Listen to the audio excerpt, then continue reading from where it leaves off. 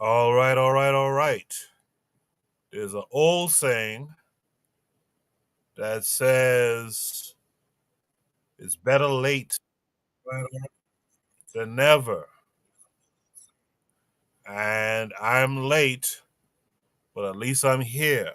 I see our brother Anthony McPhail is out there in the chat. Anthony, I meant to send you my number this week so we could troubleshoot this issue. I didn't have a chance, wasn't feeling too great.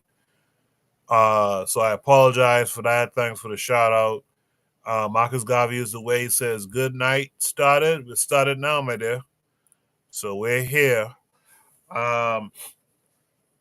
Just had to run and put this together on the fly. Hey, let me just say this too. Shout out to those of you who donated recently to the effort. Shout out to Jonelle. Shout out to Buana. Shout out to Oni, who recently made donations towards keeping Shoot the Breeze going every Saturday night.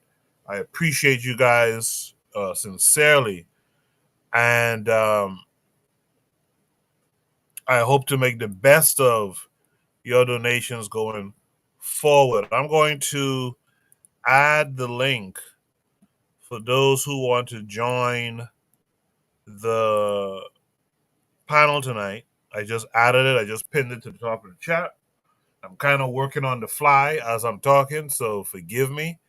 But you know what I like to do? I like to appear early, a little bit before we start the show officially, and let you guys know what we have in store. If you guys can hear my voice, please drop a 1 for me. I'm pretty sure my sound is coming through, but please oblige me and drop a 1.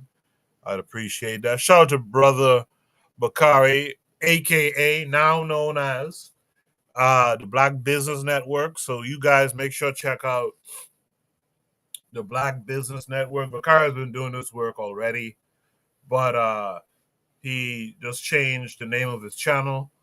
So make sure you guys are tuning in to the Black Business Network. I look forward to what Bakari is going to bring in the future. Tonight's show, we're going to be talking about the Brown Roundup. You guys may have heard this in the news. We'll talk more about it tonight. We're going to talk about what should our outlook be towards Pan-Africanism. We're going to talk about Ghanaian presidents snitching on other Africans so as to gain favor with America. We're going to talk about the problem of African leadership. And lastly, we're going to look at a scenario and try to answer, is this a real chiropractor? So those are the topics that we have in store tonight. No one gave me a 1. Let me just double check myself. Yeah, my sound is coming through. You guys could have dropped that 1 and let me know if the sound was coming through or not. Andy McPhail says, rest in peace, Brenton Wood, Shreveport legendary 60 soul superstar who died on the 3rd. Okay, rest in peace to Brenton Wood. Thanks for that, Anthony. What I'm going to do now is start the show officially. And on the other side, I'll drop Shoot the Breeze topic number 1, as well as welcome any and all panelists tonight. So please stay tuned.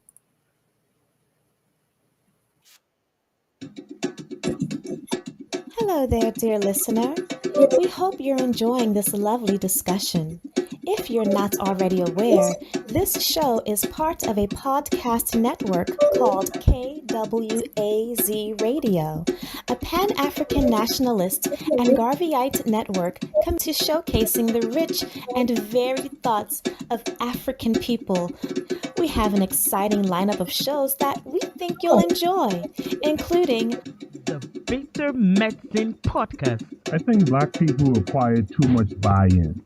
Like, we constantly have to sell black people on things that are beneficial to black people. The Pro-Black Perspective Podcast. I'm fearful that our people are not really studying how to get ahead, and we're kind of, continually staying behind. The Harsh Reality Podcast. To me, it don't matter. I think people are so dumbed down. It wouldn't matter what you reveal to them.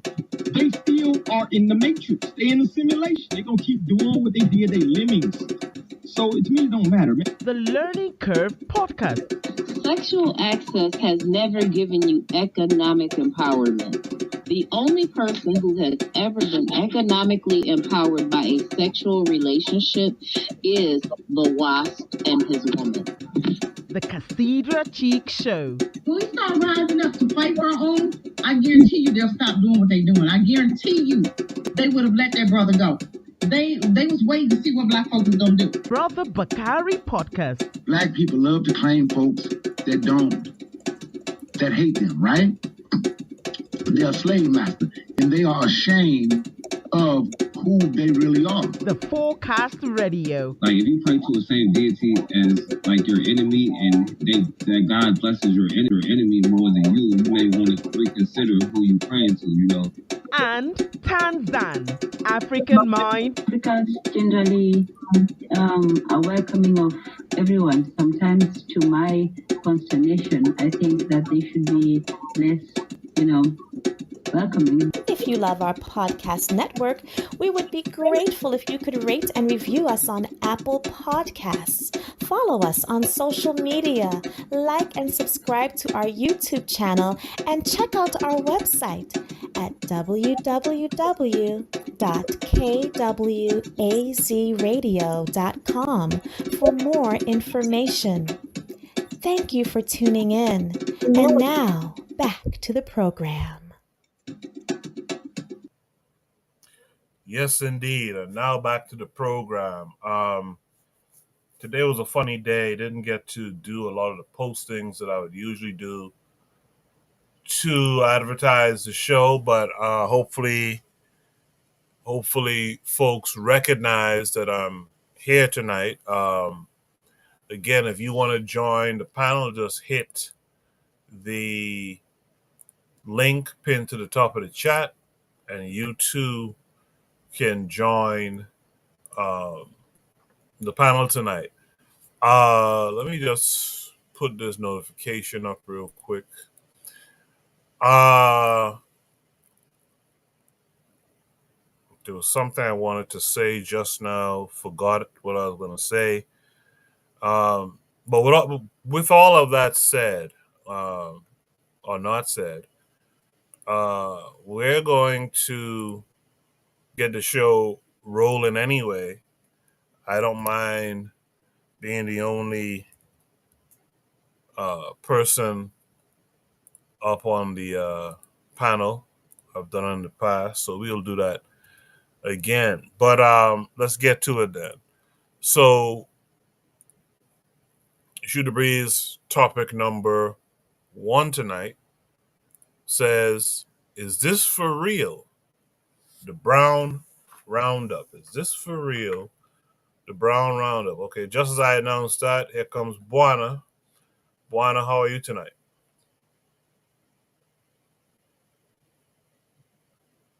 Buana, you're muted if you're talking.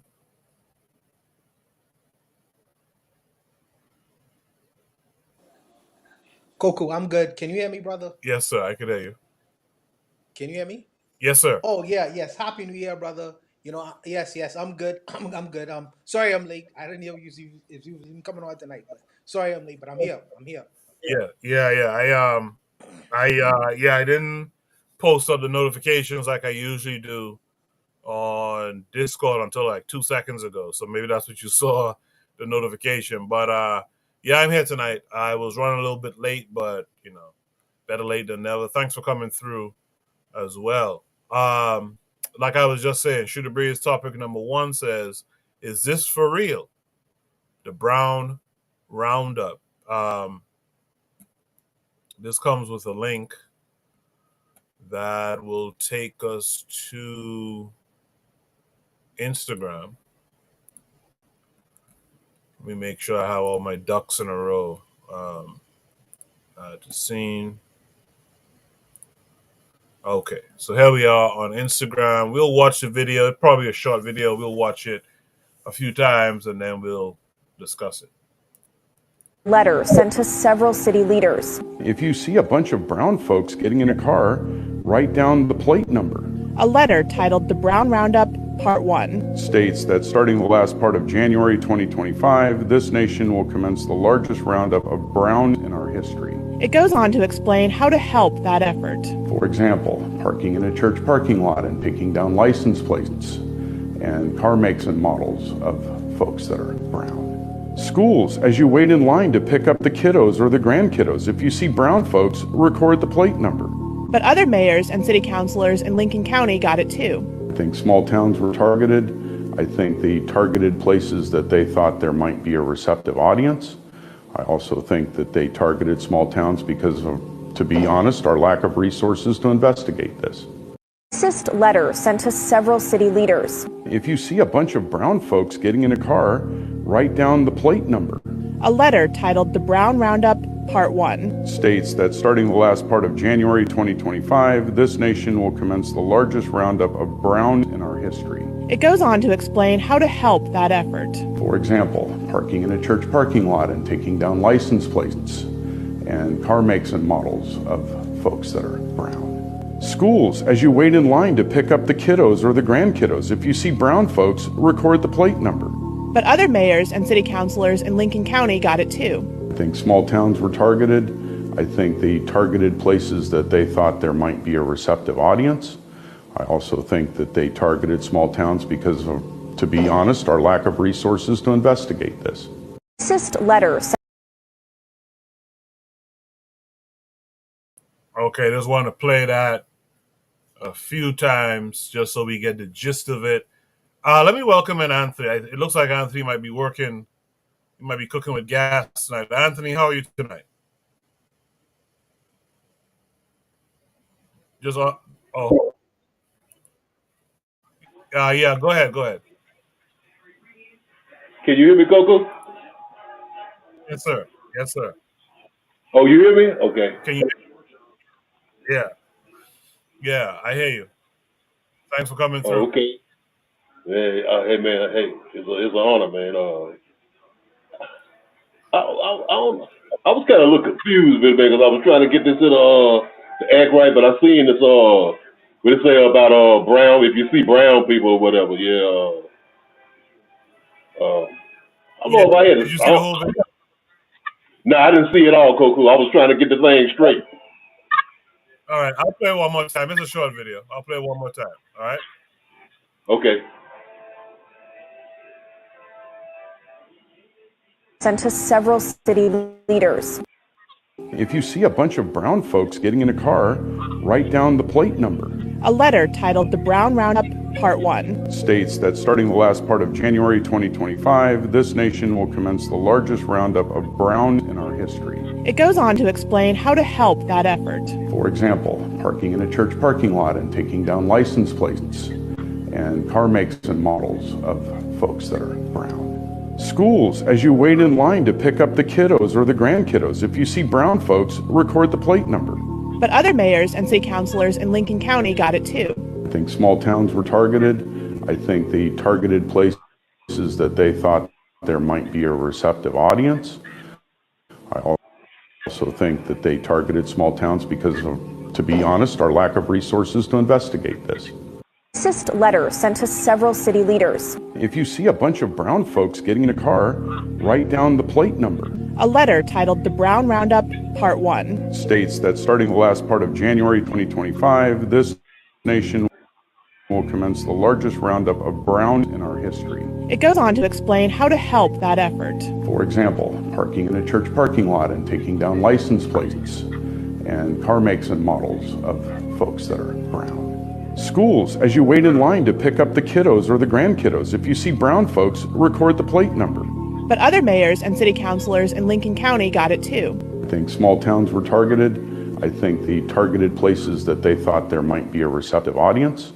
I also think that they targeted small towns because of, to be honest, our lack of resources to investigate this. Racist. Yeah.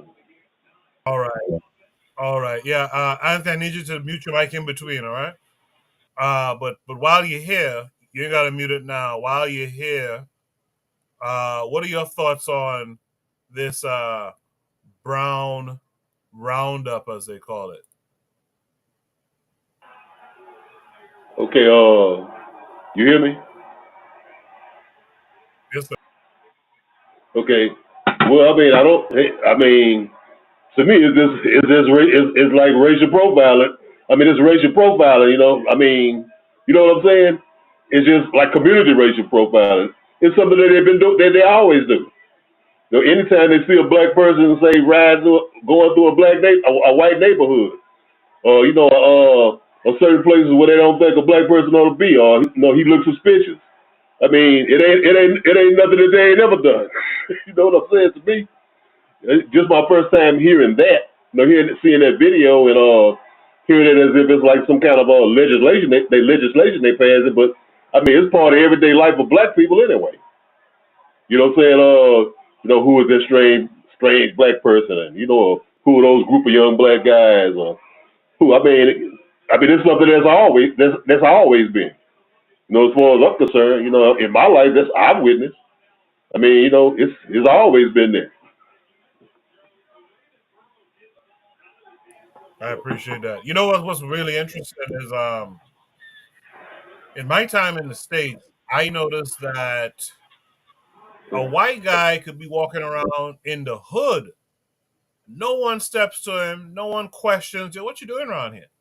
With all the information that we have about sex trafficking of young black girls and all that, and boys too, no one steps to him and says anything. But the minute you find yourself walking somewhere around their neighborhood, they look to gaffle you up. And I find it very interesting. In fact, in the comments here, you'll see some people are saying we need to go get tag numbers of white people with white hoods and give them the same treatment they want to give us.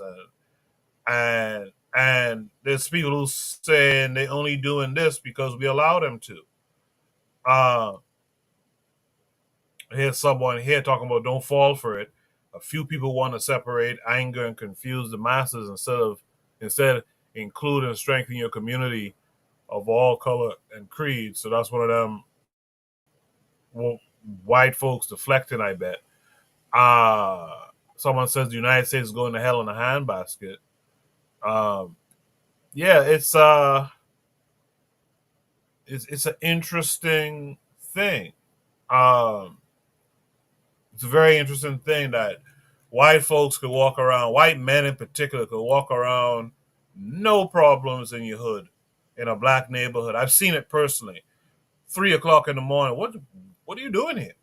And no one's questioning their presence there. But I digress. Let's hear from Buana. Let's see if Buana's sound is working Yeah, now. yes, Koku, can you hear me? Buana, what say you? Yeah, that is unfortunate. That is Sir. that is unfortunate because, as you were saying, a little black old lady is at risk in walking in her own community, or walking around in her own community, and the people who would prey on her are people who look just like her. This is an unfortunate reality. But yet a Bobby John, he could walk freely, and this is not only in the United States, by the way. This is in the Caribbean as well. Let me make that very clear, very clear, because I see some things go on where any tourist with a camera could walk around in no-go areas for Bahamians. But for the people who have to deal with this scenario and situation, the only thing that I could suggest, what I would see as feasible, is to go to your community meetings, these neighborhood watch groups and things like that, and make yourself known to the people of the area. And in particular, the police department, you know what I mean? Let them know that you legally live there and you legally have the right to live here. Now, they could pretend and play like, well, we didn't know who you are, we were strange.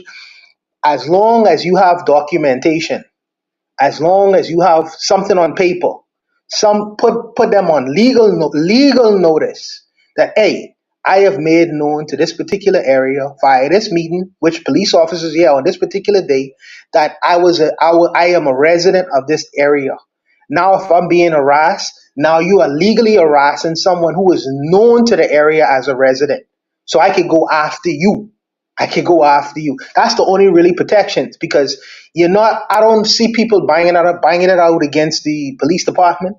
I don't see people try. Some people are gonna try to see if they could fight back, but I think that sometimes the best defense is a good offense.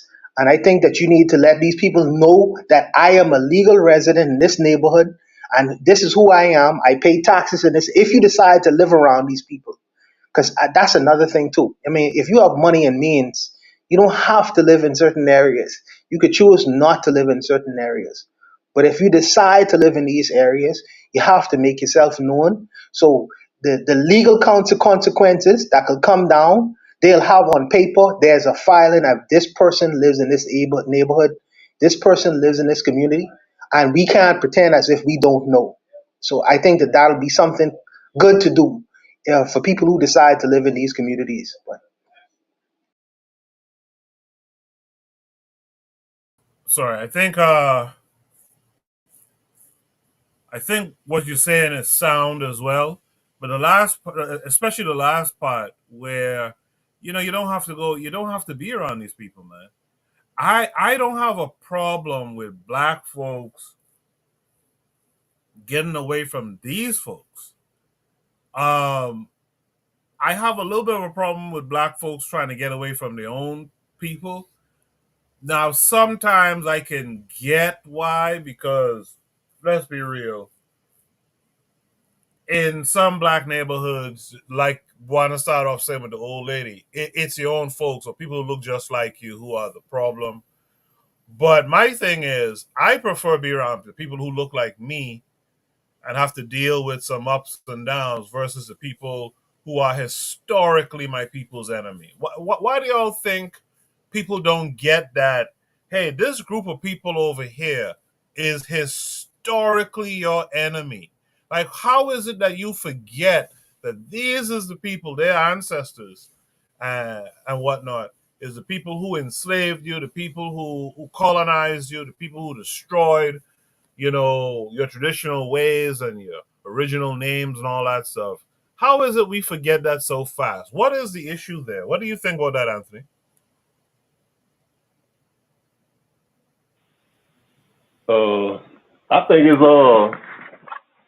I think I'm gonna try how I'm gonna try to put this. I think it's an internalized, like a self hate, of ourselves. You know what I'm saying? I think it's like, if for me to look like I'm making it in this world, to look like I'm somebody in this world, I gotta be around Mr. Charlie. You know what I'm saying? And Miss Ann and them. I gotta be around them. I gotta live in their neighborhood. You know what I'm saying? I gotta have the things that they have. You know what I'm saying? I can't just settle for just being around some Negroes. You know what I'm saying? Living in a black community in the neighborhood. You know what I'm saying? And I mean, because you know what they do? They dangle that carrot in front of you of all of the things that America can present to you. Even though at the same time they're telling you, you still ain't gonna, you can get some of it, but you still ain't gonna be as good as me. But we had it in our mind that, man, I got, if I want to be somebody in the world, I got to be like them. I got to be next to them. You know what I'm saying? And we'll turn around and neglect our neighborhoods and let our neighborhoods go to shit. Say how, for me, I made it in life because I got out the ghetto. No, I got out the hood instead of staying there and making the hood a better place. You know what I'm saying? Instead of educating our children and doing everything that we need to do for our young people so they could be successful, so they can have a successful mindset in life, and building up our neighborhood and making our neighborhood just as good or better than the white folks shit. But we just like, fuck the hood. I'm leaving the hood. I want to make it. You know what I'm saying? I'm moving up to the big time. I want to be next, and that means being next to them. Being next to whiteness. And even married into whiteness. You know what I'm saying? Because I'm trying to escape me. That's what we're doing. We're trying to escape our damn self because of that internal hatred that we have that's rooted in slavery and colonialism and that indoctrination, that they put on us a long time ago, that they beat into us a long time ago, and we just it's just what it is, man. And it's sad too, man, because I'm like, we'll sit up here and cry. I know, Coco, you see this every day in New York City. Now you got Harlem. Harlem is like one of the great cultural centers of African people in this country and in the world. The world was influenced by the culture in Harlem. And you know what? But Negroes want to leave Harlem or want to move to Manhattan or wherever the best places in New York City where white folks live at to say I made it. But now white folks have said, okay, now we got them, and now they gentrifying the hell out of Harlem. They gentrifying where you come from. And they live in there, and now you ain't got nowhere to go. But I'll knock off right there, man. No, all good points. And that's true about Harlem. When I came to the States, when I moved here, one of the first places I wanted to see was Harlem. And at the time, Harlem was still a little bit Harlem, but by the time Clinton, I talked about this on here before, so I won't rehash it, but by the time Clinton finished office and set up an office in Harlem, Harlem went downhill. All of a sudden, the apartments were boarded up, the brownstone houses were boarded up. The next thing you know, white folks was in there. And they are so disrespectful, man. When they gentrify an area, they really do a bunch of shit. They change the names and they just destroy the whole local culture and all that kind of stuff. And the thing that gets me, going back to what I said before Anthony spoke, and Anthony made great points. You have to educate your people, your children especially, etc., is clearly these folks who did you harm, they view you with suspicion. But the folks who did you harm, you don't view with suspicion. It's one of the most ridiculous things ever. I get our situation has created some black folks who are difficult to be around, and so we have to be a little bit suspicious of our own folks too. I get it. But we shouldn't be more suspicious or more careful around our folks and people who we know is our sworn enemy. I just find it super ridiculous. And another thing I'll say too about this prompt is it really irks me when I read the comments and stuff like that, and I see that there's people who are shocked by this kind of thing. It really irks me to see in this 2025, people are shocked by this type of thing. And I want black folks going forward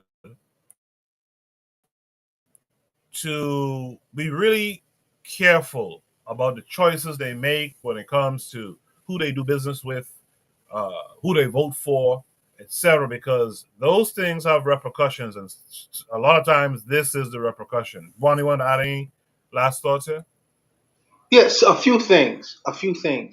I don't know is if there are enclaves in the United States of America. I'm sure there are where progressive, productive Black people live, where they have like little small encumbrances or little rules to a specific area that can't be done, or there is policing, self-policing in certain Black neighborhoods that go on within communities where you could still live in a community where there's no dramas going on, no dramas going on.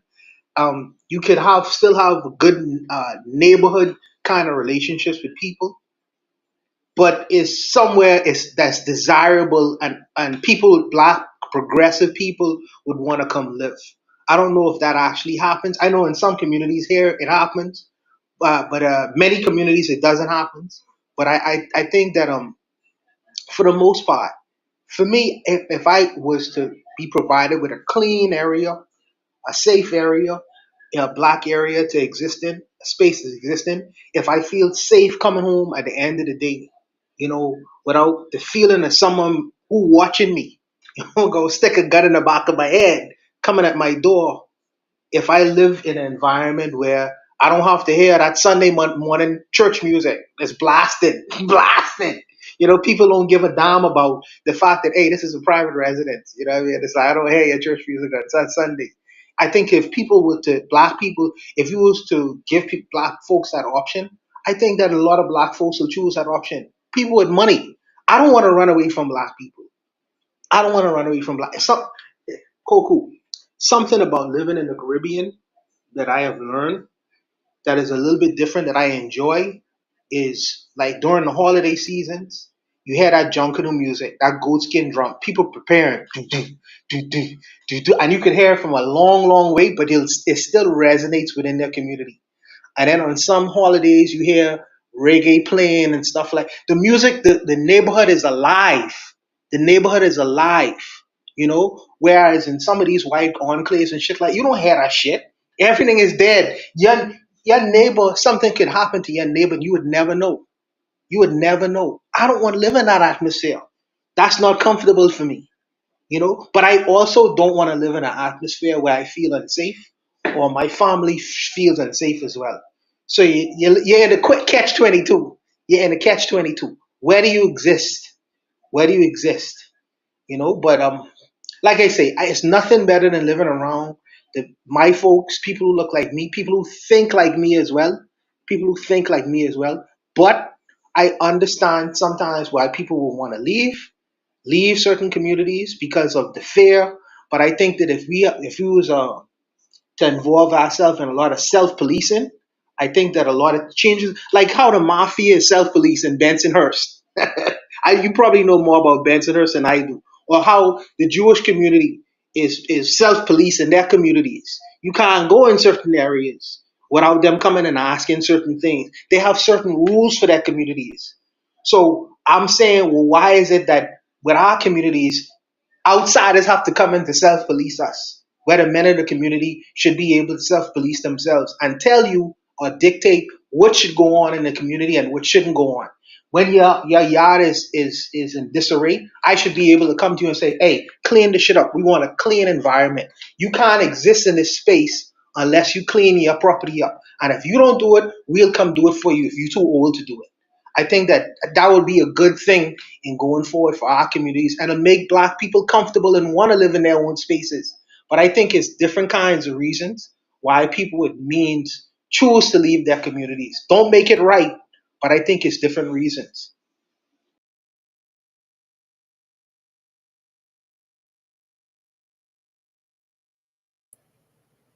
Bonnie, your sound cut out there kind of abruptly. You still there? Oh, sorry. Yeah, I was finished. I don't I don't know if you hear me yet, but I was finished. Yeah. Sorry about that.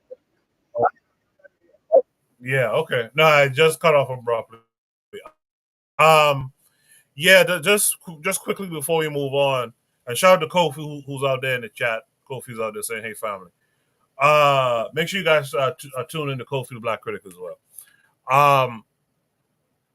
I think you have those communities, and probably Anthony might know even more about it because I feel like they're not like so much in New York area, but they're more in in the South.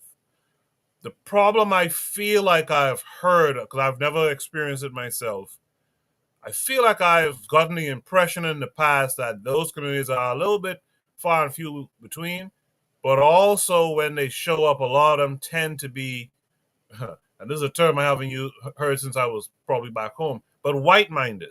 A lot of them tend to be kind of built in the image of what white folks have. And I don't know how true that is, but I could imagine that there's not many African centered, so to speak, enclaves or communities of black folks out there. Just my guess. Anthony, have you experienced it or heard of it in your neck of the woods? Yeah, man, you're 100% right. It ain't. Can you hear me, Coco? Yes, sir. Okay. Oh yeah. All right. Yeah. They few and far between, man. I mean, at one time there was a lot of communities like that, especially down here. Down here in the southern part of the country, in the southern region of the United States. We had a lot of them, man. We had a lot of them. Like in the city where I live in, man. It was Allendale back in the day. It was like one of the original black neighborhoods. And it was all of it, everything that you would want, in a community, for your people, for your children. But yeah, it's not like that no more, man. And and even when you do see it, it's like you said, Coco. It's more like a black Leave It to Beaver community. You know, that's where Leave It to Beaver. That's where Beaver grows up. Beaver Cleaver. You know what I'm saying? It is, you know, that middle class, and ain't nothing wrong with being middle class. You know, none of that. But I'm saying it's that kind of mentality. It ain't like, you know, the Black Panther Party rolling around up in there. You know what I'm saying? But yeah, man, you right, man. You hit that on the head, man. I agree with you 100%. I appreciate that, Anthony. In the chat, Triggavi262 Plus says, yeah, this video is just fascism.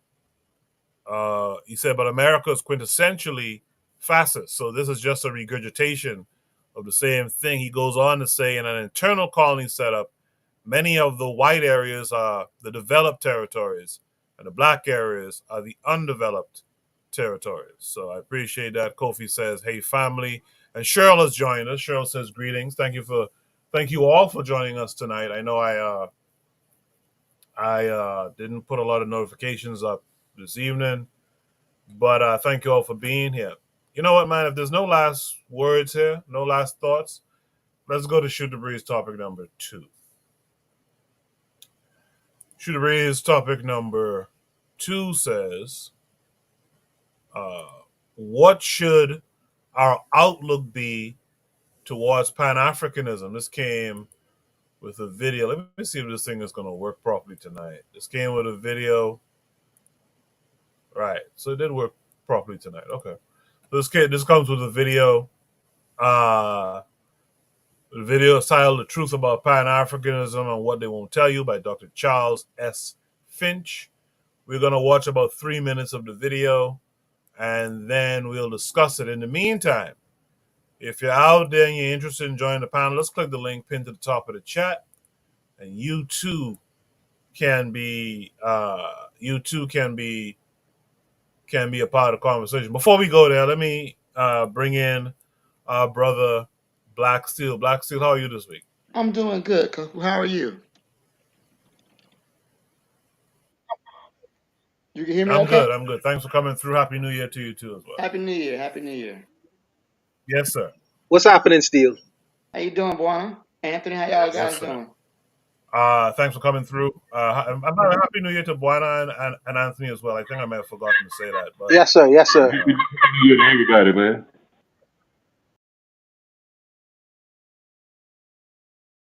Yes, sir. Yes, sir. Appreciate y'all.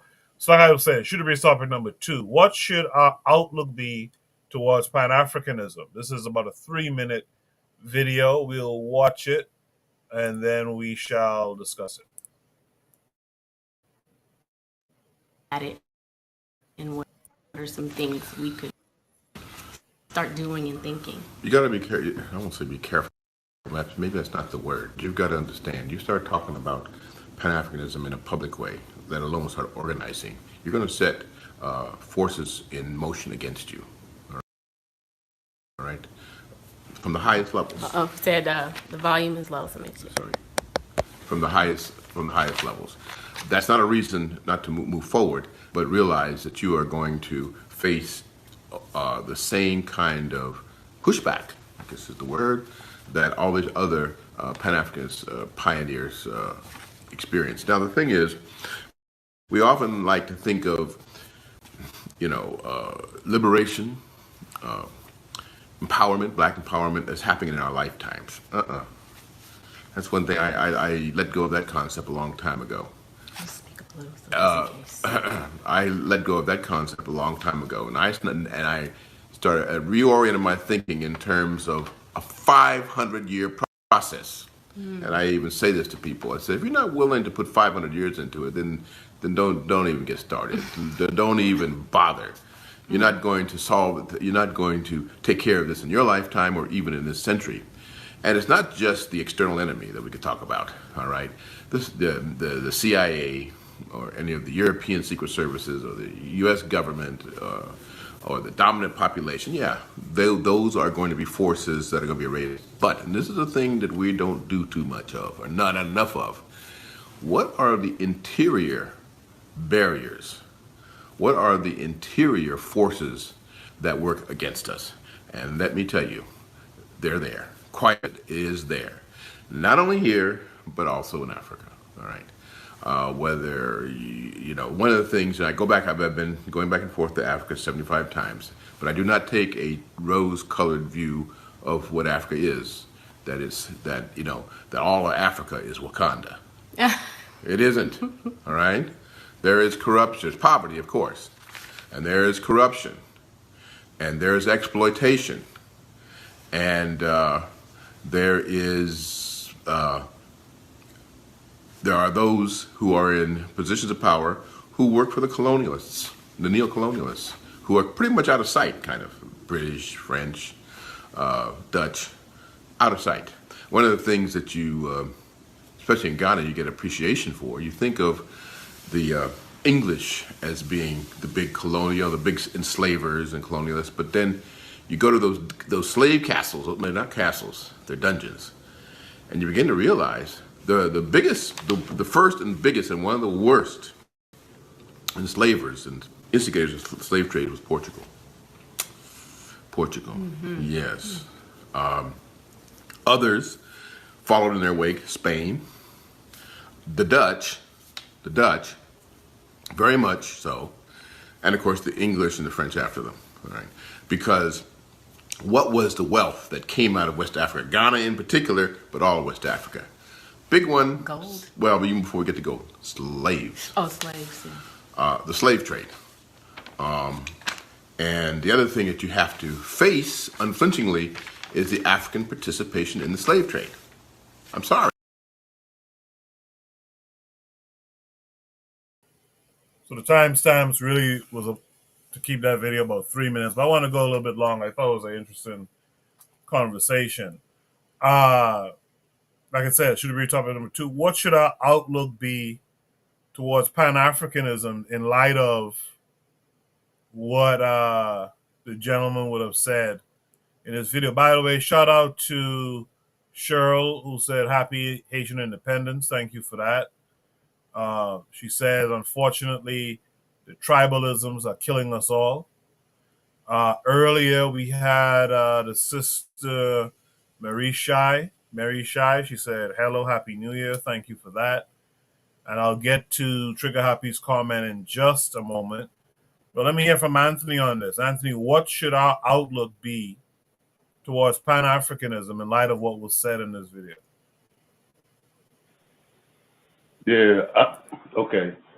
I think our outlook for Pan-Africanism to be, in my opinion, man, is the outlook that we had when from the 19th century when the concept of Pan-Africanism first came on the scene, man. About the unity of all black people, man, of all people of African descent, and the liberation of the African continent, our motherland. I think that's what our house is. I mean, of course, today we have to update a lot of things because there's a lot of other concept that goes into it. It goes into things now.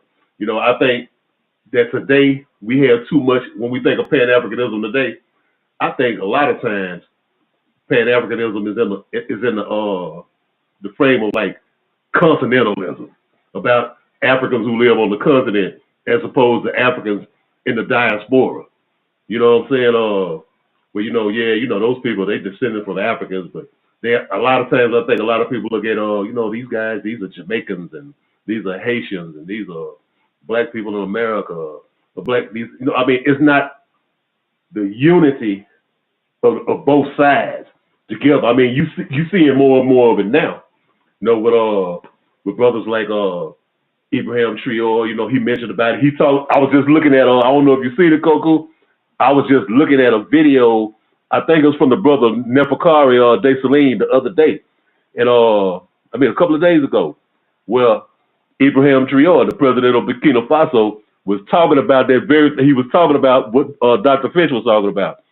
He was talking about the slave trade. He was talking about about the African collaborators in the slave trade.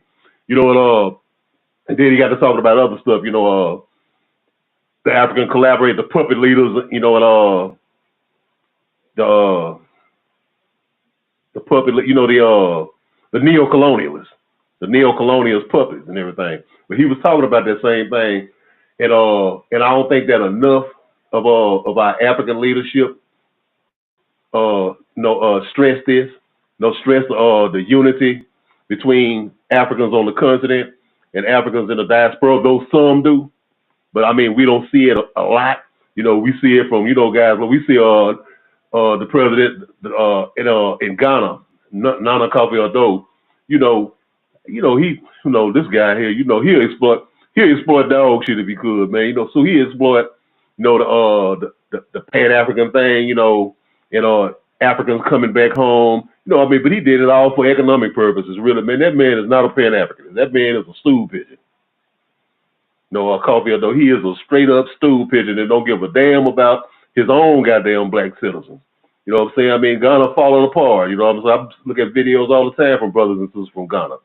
How bad the education system is and how hard it is, for people to even have to make a good, decent living, man, in the economy and stuff like that. And this fool got trying to get American military bases or attaches all in the country. He'll sell his soul for anything. But I'm just saying, I think at the end of the day, man, we got, the Pan Africanism. We have to tell the story in the guys of all African people working together. Our people on the continent, our people in the diaspora working to liberate Africa, to free Africa, and then to free African people everywhere. Because if Africa ain't respected, we ain't gonna be respected. You know what I'm saying? So Africa is the primary source. The primary thing, the primary goal to liberate Africa, to unify Africa, and to unify all of us African people as a whole, with our motherland, and that's just it, man. I don't want to go on too long. I'll knock off right there. Nah, good stuff. Trigger Happy 262 Plus in the chat said, a great response to the quote, you can be pro-black and dead outside of your race, is that you have to family plan on a generational level. It makes no sense to do that with a non-black person. Trigger goes on to say, if you want the ambitions of Pan-Africanism, you have to think short and long term. This is also why he emphasized vision.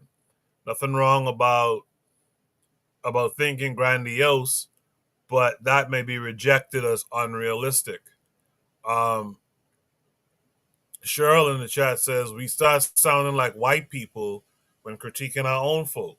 Many blacks in the diaspora that live in America still see the African continent as backward, dirty, and filthy. You know something, Cheryl? I've been noticing, and I don't think I noticed this before the last maybe 3 years, 2-3 years. A lot of white folks are pushing that rhetoric of whenever anything comes up about the oppression going on in America. I saw Bishop Talbot Swan talking about it the other day, and you see a lot of white folks hop on and say, well, slavery was committed by Africans selling each other into slavery. And I noticed that talking point has become prevalent amongst them, to me, recently. I don't know if it was happening in the 80s and 90s and 70s and all that kind of stuff, but to me it seems like it's become prevalent just in the last 2 years or so. Provide Triggers for Evolution is in the chat. She says, greetings, Saul, and Happy New Year. I've been listening to the replays over the past few weeks. I was traveling in Africa for almost 3 weeks. Great to hear the lives again. Thanks for coming through, as always. Trigger Happy says, when Anthony was talking about the Ghanaian leader, he says, yeah, he's horrible. With that said, let's hear from Black Steel on this one. Black Steel, what are your thoughts on this topic? Well, my thoughts are this. I feel like, our outlook towards Pan Africanism should always be our goal, right? We should always be focused on unification with our brothers and sisters, economically, physically, spiritually, in any method we need. Because he said that you got to be ready for what's going to happen. You're going to provoke a response. That's kind of the point, right? If whatever, I think it was Chair Mao Zedong said, whatever the enemy opposes, we support. Whatever the enemy supports, we oppose. So if the enemy opposes Pan-Africanism, we should support Pan-Africanism because they oppose it. Because they understand that their empires, their wealth, their dominance of the planet is built off our blood, sweat, tears, and our minerals that are in the land in Africa. So to me, that shouldn't change our strategy because they're going to come against us no matter what we do. We're going to have to deal with them opposing our freedom, our liberation, our organization at any point. We see what they did to Marcus Garvey. We see what they did to the Black Panthers. We see with any type of movement of independence for Black people, for African people, any type of attempt to break away from the Western hegemony is going to be met with aggression and violence from the West. This is to be expected. I'm somebody who likes to play video games, right? So sometimes in a game you get lost, you know you're going. But all of a sudden you start to encounter more enemies. That lets you know you're heading in the right direction. If you start to encounter more enemies, okay, I'm heading. When you start dealing with resistance, okay, I'm going in the right direction. This is the step I need to be taking. I think I agree with him. He's right about a 500-year plan. We didn't just get into this condition overnight. So we're not just gonna get out of it overnight either. But the idea of long-term planning is very important. Sometimes we have reactions to these events and we react off emotions, right? And we want to look at our progress and complain about how far we haven't come. But I'll also, as somebody who studies history, I also like to say that African people, our continent probably spent the least amount of time under direct colonization as far as control. So you're talking about the Council of the Berlin Conference takes place 1885, 1886.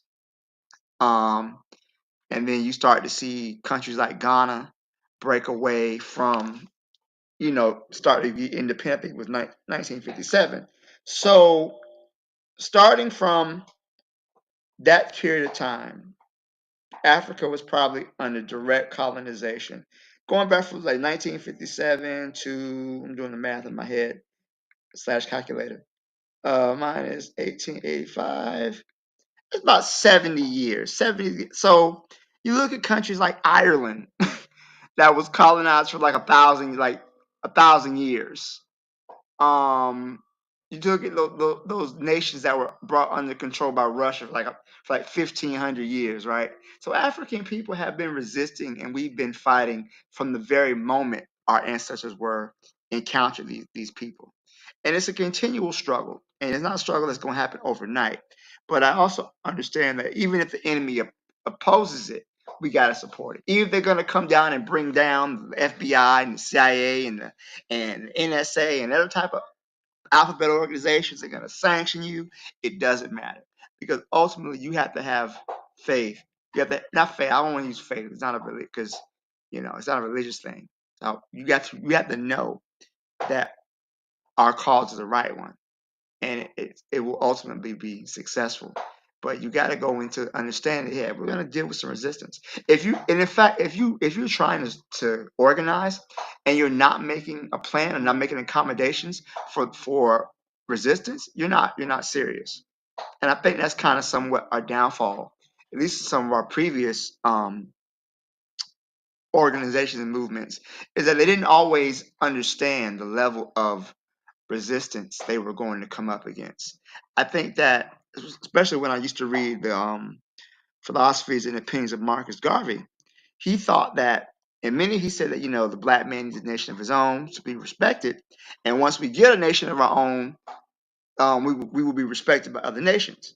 And I'm like, reading that in the hindsight of history, I don't know, Marcus, if you think that white people respect us, if we got our own nation, if we started doing things ourselves, because we was doing stuff ourselves already, they didn't respect us then. But I say that with 2020 vision, and I was but overall, yeah, we still need to be our goal. We still need to organize with each other on the continent. Black people in Africa, some of them might be doing okay, some might be struggling, but I also understand that they are ready for things to change. Africa has the youngest population in the world. All right. A lot of countries are facing zero population growth. Their birth rates are below replacement level. Africa is not. Africa's is on pace to is actually above replacement level. So Africans are primed and ready to see a change in their circumstances. They're tired of having their wealth stolen. They're tired of having to leave their home countries to make a living overseas, and they're quite sick of it. A lot of these leaders who are corrupt, who are in the pockets of the West, they know their time is coming, and they're not going to have much time left. And yeah, I do fully expect a retaliation from the West. We already see it right now. France is in Nigeria, training and setting up bases with the Nigerians. Understand they're getting ready to go into the Sahel states to try to bring them back under control. But even so, we still got to fight. So I'll leave it there. Thanks. I appreciate that, Black Steel. Speaking of white people, and I'm not usually that guy, but what's the good doctor's here on the screen? What's his background? His daughter looks like Tariq Nasheed's wife. What's his background? Who's he married to? I'm just curious if you guys on the panel or in the chat would know what is his story here. But in the meantime, Cheryl in the chat says white people are a group that are only 9% of the population, yet they're very powerful. She goes on to say, so while they claim not to be united, they play dumb like a fox, and that they think different from those in Europe. They have to be operating as a unit for white supremacy to be successful. I agree with that, Cheryl. Trigger Happy says, I think of nation as a united Africa. Our nations were never in a state of unity, so you can put sharp divisions between them if they are related. And then he says, maybe another light-skinned person. Okay, maybe he's married to another light-skinned person. Okay, all right. With that said, let me hear from Buana. You heard everything everyone else had to say. What say you to this? Yeah, I thought that Anthony was gonna, because Anthony would probably know better than I would, or even Black Steel. But I think that this is Dr. Finch. Dr. Finch is like a historian. Like he's like I think his thing is spiritual African religions. I think that that's his focus and things that maybe Anthony could clear it up because he would probably know. But I know his name is Dr. Finch. But let me just first say that I'm glad that Anthony started in terms of when he referenced Pan Africanism. He started in the 19th century, so that gives you a gauge of the starting point in terms of how we should look at this thing called Pan Africanism. And then Dr. Finch in this video, he says that to get out of the circumstances that we've been under, he's like, it might take 500 years. So that places us from the 19th century, since we're in the 21st century, we're in the early part of a 300-year plan, I guess, to execute this goal of Pan-Africanism, to see it through to its fruition. So if you really want to assess and establish where we are, I think that Pan-Africanism is doing a good job. Even though the internet may not say that, I think that Pan-Africanism is doing actually a very good job. And why do I say that? I think that with the introduction of the internet, and the internet wasn't an idea, by the way. I think that I could argue it's older than the 19th century, but this is just because I could argue it's older than that. But this is where Anthony kind of like gave a reference in terms of the starting point. But what I would say is that oh man, he make me lose my point. But what I would say is that it's good to where we are right now in terms of the using the internet. I think that Black people across the world have been talking. We have been in serious dialogue and discussions. That is a good thing and a bad thing, because as we talk, our enemies listen to us because we separated so far apart from one another. As we talk and disclose what's been happening since we've been separated 400 years away from each other, and as we trying to sort out our issues, you see these unseen forces trying to come in between that fight and trying to uh, push us away from each other. And I believe that ultimately that'll be unsuccessful. That'll be unsuccessful because even though we have issues with each other, we still manage to still come together for different kinds of reasons. Even though we beefing, we still in each other's faces. If I'm your enemy and you hate me, you would never want to talk to me. But it's funny that we always find ourselves in each other's company. That is for a reason. That is for a reason. There's a connectedness there. And I think that we're going to eventually work out our issues. The fact that many of the diasporans are actually going back home, they are going back to Africa to solve and resolve African issues and African problems.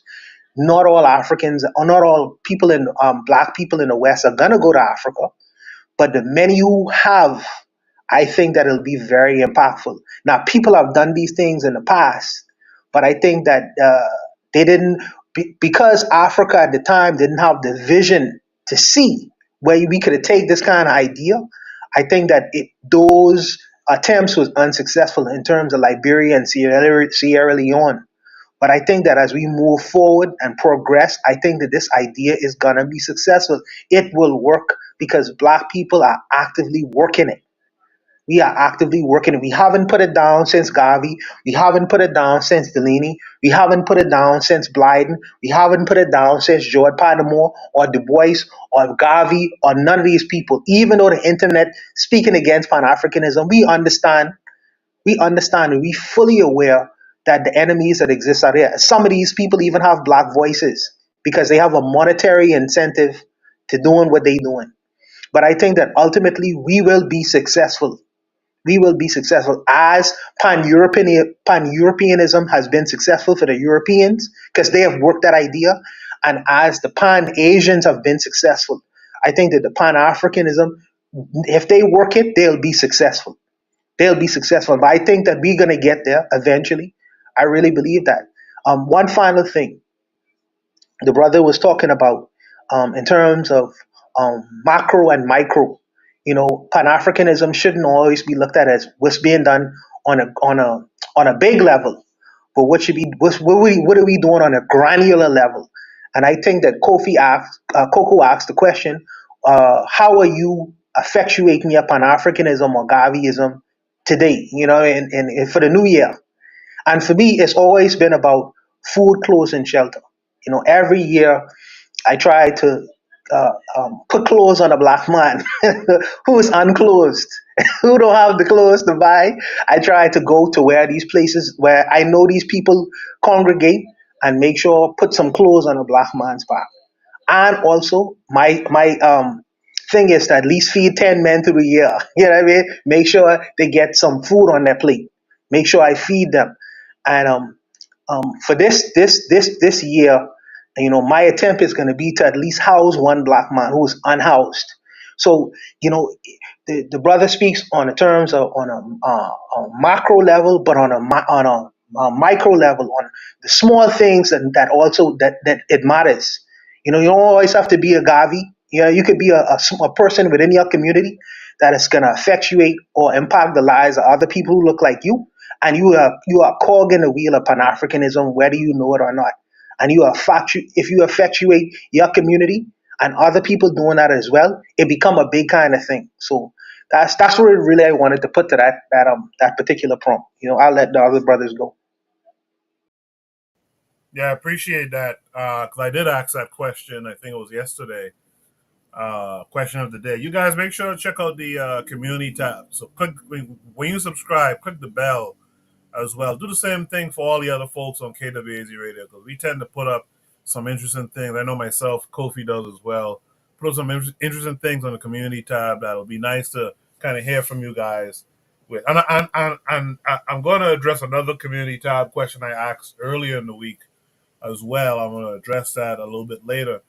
A follow-up question before we go to our latest panelists to join us. A follow-up question that I will ask now that you guys could deal with later is if we're looking at it as a 500-year plan. To simplify somewhat, I think every 100 years should hit some type of benchmark, some goal. So that would be 5 goals. Now, of course, each goal will be broken down into smaller, like Juana just said, more granular, etc. But I'm curious to know what should the next 100 year, like 100 years from now. Let's say we start in the 500 years today. 100 years from now, what should be that first major improvement or that first goal that we've knocked down? You guys think about that. In the meantime, let me welcome our latest panelist. I'll be Kofi, the Black Critic. Kofi, how are you this week? Yeah, how you doing? You can hear me? Yes, sir. You can Yes, hear me? sir. Thanks for coming All right, through, by the cool. way. Yeah, thanks. Happy New Year to everybody. Happy to everyone on the chat and everything. I can answer the question as you just posed. 500 years from now, there should be a united Africa, a united continental Africa, right? I mean, as far as like roads, railways, connecting all of Africa so Africa do trade with each other, as well as North Africa. I mean, that's a whole other thing. You know, sub-Saharan Africans will probably have a better chance to do that, as you know, as far as once we get rid of corruption.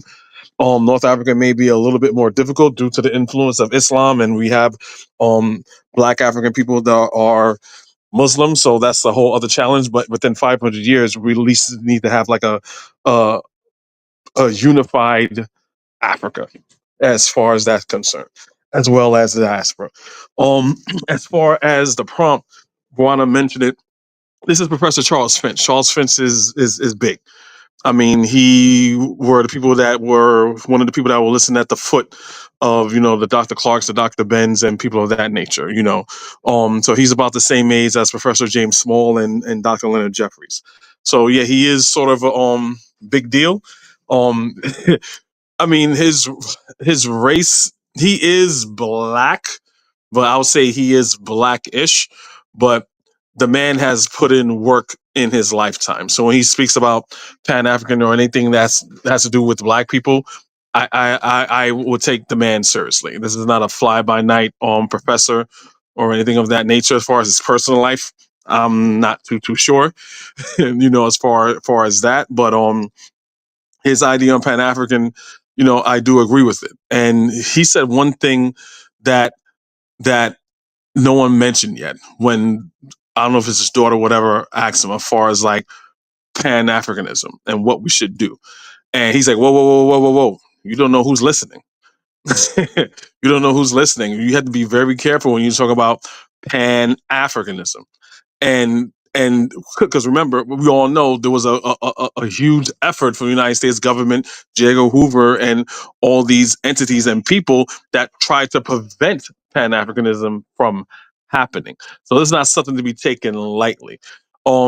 He did sound a little bit to me just, you know, a little bit discouraged. I don't think he's not for it anymore, but it's something that has to be taken very, very, very seriously. It's not something that you take lightly, that you just talk about. This is war. You know, saying economics is basically war without bloodshed. So the moment black people started talking about their own economics and being in charge of themselves economically and socially and politically, that is an offense against the West. So when we talk about these things, we have to be very serious and critical about these things. And like Juana said, we got to do it on a micro and a macro level as well, and then later on built up. We are individuals, so we can only do as we can, but we do need to push have like I believe whatever chapter you are, or if you know anybody, or be a part of organizations just to move the needle for us to be a united global people. And I mean that's something that I mean we are pushing. And even in on the continent of Africa, it was you have people from a lot of West Africans. I think I forgot the name of the. I forgot her name. I see her name, but it was to do. There was a Pan African conference a couple months ago, like a couple of months ago, and it was supposed to be in Ghana, and it was supposed to be held in Ghana, and the president of Ghana said no, and he just overturned it. Dr. Arikana Chimboro. Yeah. Yeah. So this is the problem. So Africa, the needle is being moved, but then you always have, like Juana said, that president right there was like, no. It's people like that. Now, the people of Ghana and the continental Africans, his head should roll. I don't care. I don't know what the man did, good or bad. Maybe it was his last. Maybe he's a good president overall. But when it comes to this, no, this is something that is needed. Like Black Steel said, like Black Steel said before, the Europeans have the Berlin Conference. Not one African was there, but they're already making plans. We're going to divide this one up, do this one, do this one. You take this one, you take that one, and they came in as our friend, knowing what territories they're going to take. We need to have a plan like that. And then we cannot unite with those, with African nations and stuff like that. You got to go the Shaka Zulu way. I'm sorry. We probably have to go the Shaka Zulu way. And so when it comes to Pan-Africanism, as Juana just says, everyone is practicing. So when Black people, either continental Africans or Africans in the diaspora, there's like, well, I don't know, is Pan-Africanism something, a solution to where we need to, to implement? I'm like, what are you talking about? There's pan-Europeanism, Europeanism. There's pan-Chinesism. Everyone is about it. They make it seem like it's something that's so bizarre that, okay, for us, want to take care of ourselves and sustain ourselves and be responsible for ourselves for our nationhood. Oh, that's kind of like insane. But when you look at Asians do it, it's kind of like, yeah, that's typical. They're supposed to do that. So we need to really normalize our political and economical independence, because the fact that this is still a question being posed, and unlike people like us, we know that's something that's a goal, but a lot of us feel that that's just a dream, and I don't understand why that's just a dream. Was something that was done. So I think Malcolm X says we're not outnumbered, we're out organized. And our whole thing is pretty much organization. But Charles Finch, he is a person that, I would like to pick his brain on that. But good prompt. I'll land my plane right there.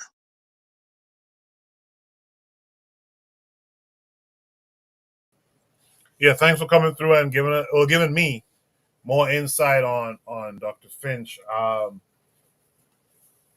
Just side note, I really do like interviewing people, but it's such a task, a chore, really, to coordinate these things. That's why I haven't really done much of them lately. But I think as a network, those of us who are on this podcast thing together, I think we should try organizing, talking to these guys a little bit more.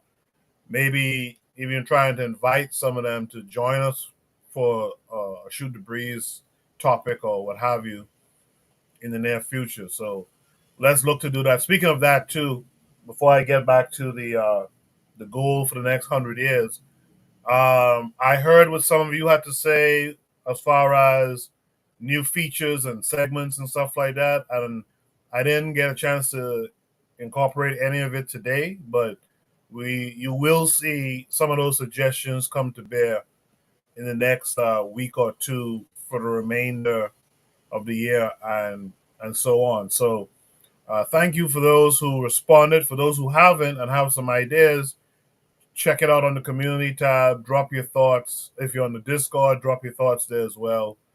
And let's try to make the show a little bit more robust if we can. So back to the 100-year. Like I said, 500 years. I'm looking at it as, each 100 years something should happen. There should be some milestone, some goal achieved. I just want to know what you think that if we starting today, what should be the case in 100 years? Kofi spoke about it in terms of 500 years, but the real follow up is in 100 years, what should we be seeing a little bit more of? I'll start with Anthony. Anthony, what are your thoughts there?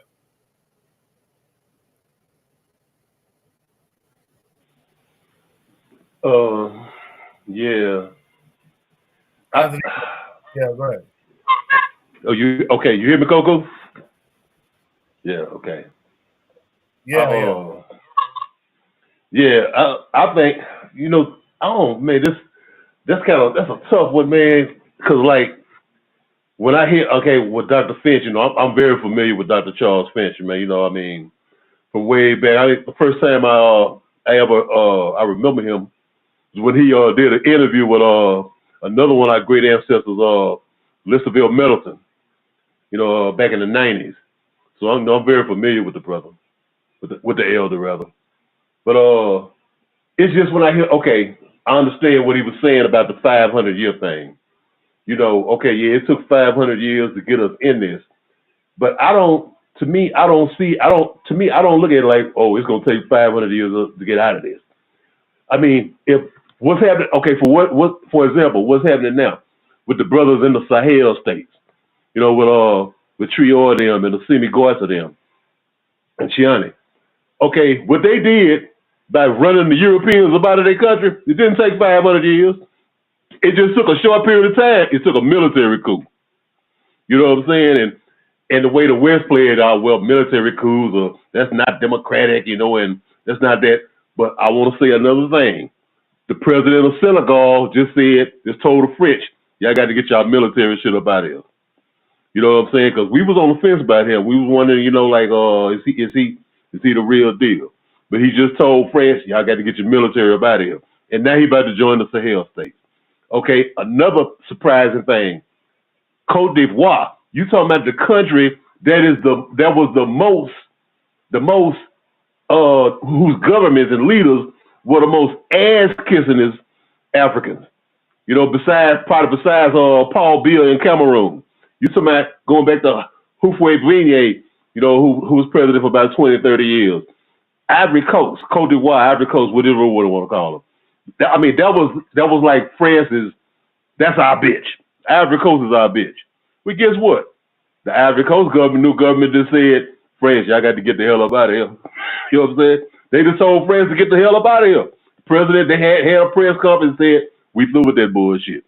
So what I'm saying, if just across the continent, we could get the right people in office. We as African people, if our people could get the right people in office, people who thinking about African unity and African solidarity, and thinking about our people, and the head with all this old exploitation and putting money in our pocket, it wouldn't take no 500 years.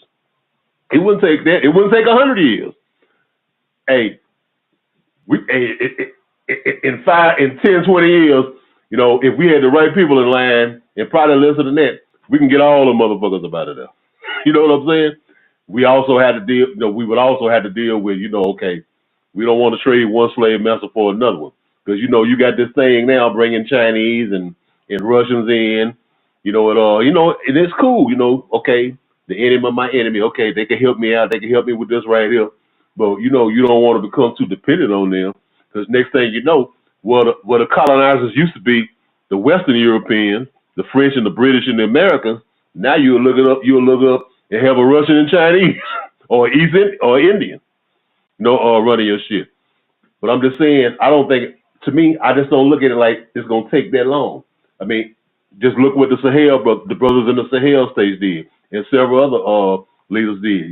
We just need the right leaders. The right leaders in power, man. I think in the next 10 years and maybe even less, at least we can get all of those motherfuckers up out the continent.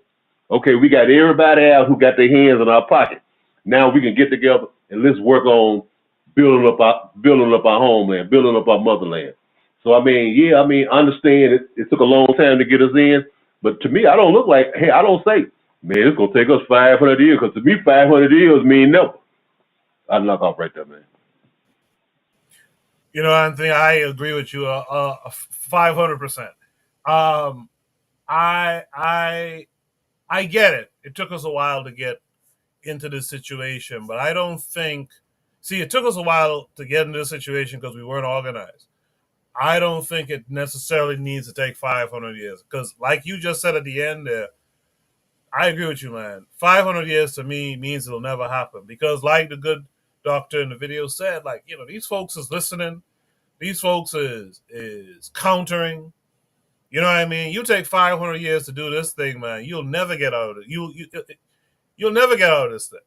I just think we just need better organization and in particular better leaders to organize behind. I put up a poll in the chat. Hopefully you guys see it. Just simple question. How many of you are involved in a Pan-African organization? Because that to me is where it begins today. It starts there. I think in 100 years, I'm going to answer my own question. In 100 years, I think most of our people should be a part of an organization that spans the black world. That's what I think. I think we do that. If we do that, we'll be good. Real quick in the chat, Cheryl says, I don't think the goal should be to change all black people because, truth be told, some of our people are too far gone. We don't want them all, only the serious ones. Trigger Happy 262 Plus says, I forgot the exact quote by Lenin, but he says it like, quote, years can feel slow, but a few weeks can feel like a culmination of years, end of quote. But I do think it will take a while to culturally integrate. Cheryl says to Anthony's comments, brother makes a good point. I appreciate that, Cheryl. I'm sure Anthony does as well. Trigger says revolution can take a short amount of time, but the revolution of social order will probably take a while to make it right and strong. I don't disagree with that either. It'll take a while to get all the minds together, but that first thing you said, that revolution part, doesn't need to take 500 years to happen. Trigger says, also, just a heads up, many Francophone commentators are exposing that Ivory Coast is collaborating with the French to be covert about the military bases. So them lining out the French isn't honest. I saw that too. Trigger Happy. A lot of people said it's a ruse. Cheryl says, but the Christian Arab mindset runs deep in our people. Even if we could get them all out next year, there's always some damn missionaries finding ways to convert. She says we are vulnerable. My computer's freezing up a bit. She says we are vulnerable to Christian and Muslim conversion, and that is what's holding us back. Black people, I guess, will literally die defending Jesus and Allah. Lastly, Arthur says we have to define the next step and take the next step. 500, 250, 10. What's the next step? And who are you working with? I appreciate all your comments. Keep them coming while the panelists give their responses. I'll continue next to Black Steel. Black Steel, what are your thoughts on what's the thing you want to see in the next 100 years? Well, in the next 100 years, I want to see the expansion of the Sahel states. I want to see, well, what I hope to see is the Western hegemony collapsing, right? I want to see the contradictions in the West start to collapse in on themselves, and then Africans taking advantage of that power vacuum to organize and unite. So I want to see a lot of these leaders like Kagame. I want to see them removed from power. I want to see the Sahel states expanding, to having more nations creating their own currency, creating their own military. This is what I want to see from Africa in that particular cases. So yeah, that's what I would like to see the first 100 years, in my thoughts. So I'll leave it there. I'm not gonna go too much into detail because I could talk all night about it. True. I appreciate that. We got Buana next. Buana, what say you? Yeah, so it's interesting with the two brothers, Anthony and Black Steel say. So I'll work backwards because okay, so Black Steel was talking about when Babylon gonna fall, when the Western power gonna fall. The only thing I would say to that is, and he's saying well, what's to come next? If we are chanting that Babylon is gonna fall, the Western powers are gonna ultimately fall, then we should be working just like the Chinese are in preparation to replace them. So the question is asked: are Black people preparing to be next? The Hebrew Israelites used to have a shirt say with "We next, we next." Are African people around the world preparing to replace themselves as world leaders, install themselves as world leaders if Babylon falls, if the West falls and crumbles? I don't know if I can answer that question for for the whole of the black world. They'll have to answer that themselves. And then Anthony said in reference to getting the Europeans out. Now, I have an answer to that because Anthony is a thinker and Anthony is a historian. And Anthony remembers when Idi Amin uh, sent the Asians out of Uganda. What replaced that is chaos, and the economy of Uganda, immediately went down because the Ugandans wasn't ready to replace the labor that the Indians was providing for the country of Uganda. And I think that yes, we want the French to leave, we want the West to leave, and we feel like we are able and capable of replacing them. But is there enough of us? Is there enough doctors in Uganda? Is there enough doctors in the Sahelian regions to replace the French doctors who was there and who already then embedded in them countries, assisting people within them or within those borders? If there's not, you're creating a problem. You're creating a problem. So the issue is not only running the people out. The issue is having the ability for your people who are trained and capable of replacing these people that you're kicking out of the country and operating in the same way or even a better way than they was doing operating in their country. We need engineers in Africa. I mean, if you kick all the French engineers out, now this is a legitimate question because unfortunately, some of these African leaders have allowed the French to come into their borders and not only allow these people to integrate themselves militarily in these economies, but in other ways and in their economies. Now you want them to leave, but you must have enough people to replace them because you don't want to go backwards. You want to go forwards. You want to go forwards.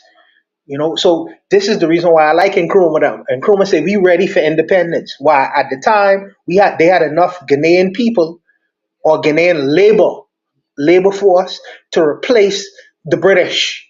So we could ask them, thank you very much for your time. Y'all can leave now because we have enough people to replace y'all to do the job we was doing. So I think that the African continent don't necessarily need to be short-sighted. They need to prepare now. Start preparing now. If you want to kick all these people out and tell them, go your way, we want to have our own economy, we want to have our own money, you must have enough people and labor force to replace these people. Because if you don't do that, there'll be shortfalls and they can fall over. You can fall over in your country, and you don't want to do that. You don't want to do that. So I would say that the people in these nation states should be preparing their people now. Start preparing their people now. For me personally, in the next 100 years, I would like to see African industrialization. You need to industrialize the economy. You need to manufacture because it's not enough to say we have gold and silver underneath our feet. Africa is the richest country. But what are we doing with that wealth underneath our feet? You know what we're doing? We paying outside people to come extract that precious natural resources and industrial or manufacture it for us. And then pay us pittance on the world market for it. So I would like to see in the future Africa industrialize, Africa build more manufacturing companies. That'll be a good thing. I think that Africa need to produce more transportation in terms of building better roads because if you want to extract the material, you got to move it from one place to the next. So transportation has to be pivotal and key on the continent, I believe. You want to be able to take things from one part of the continent to the other part of the continent freely, just as the United States does it, just as any other so-called first world country does it. Technology. I mean, I know that Africa has a lot of technical people because, the Nigerians do 419s over the internet all the time. So obviously they have the intelligence to create another Silicon Valley. This is another thing I would like to see in Africa, a Silicon Valley in Africa. But a better version. and we'll see where that go. Because if the Indians could do it with little to nothing, I think the Africans could do it as well. You know what I mean? This is the information. This is the technological age we're about to go in, and I would see us to be. I would like to see us competitive in that field, not only in Africa but in the Caribbean countries as well. I working on that one. But these are the things that I see in the next 100 years for our people in terms of being competitive in the world. But I'll leave it there. I don't think you have to unmute your mic if you're talking. Yeah, Coco. I was just trying to wait the boy that got to talking. What I just wanted to put. Can you hear me, Coco? Yes, sir. Go ahead. Okay. All right. I just wanted to, not really even just a pushback. I just wanted to say one thing. Like when Buana was talking about Idi Amin. Okay. Now, if you go back and you study the history of Uganda, now Uganda was one of the British favorite colonies.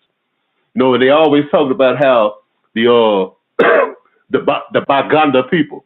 Now the country Uganda, the people, one of the main ethnic groups, the Buganda people. It was the Buganda kingdom, where the name of the country came from. What I'm saying, they were known to have to be a highly intelligent people, and like in their colony, there was like a middle class. They had an intelligentsia.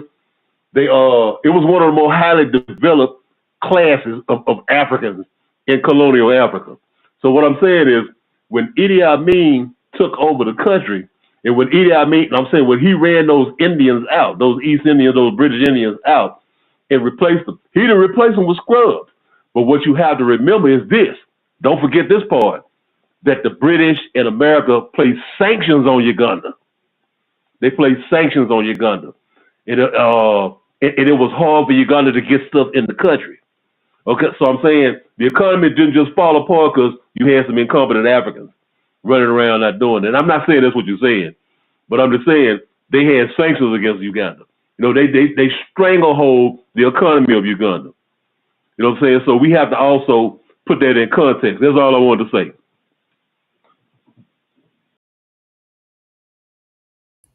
Is there any other last thoughts on this prompt right now?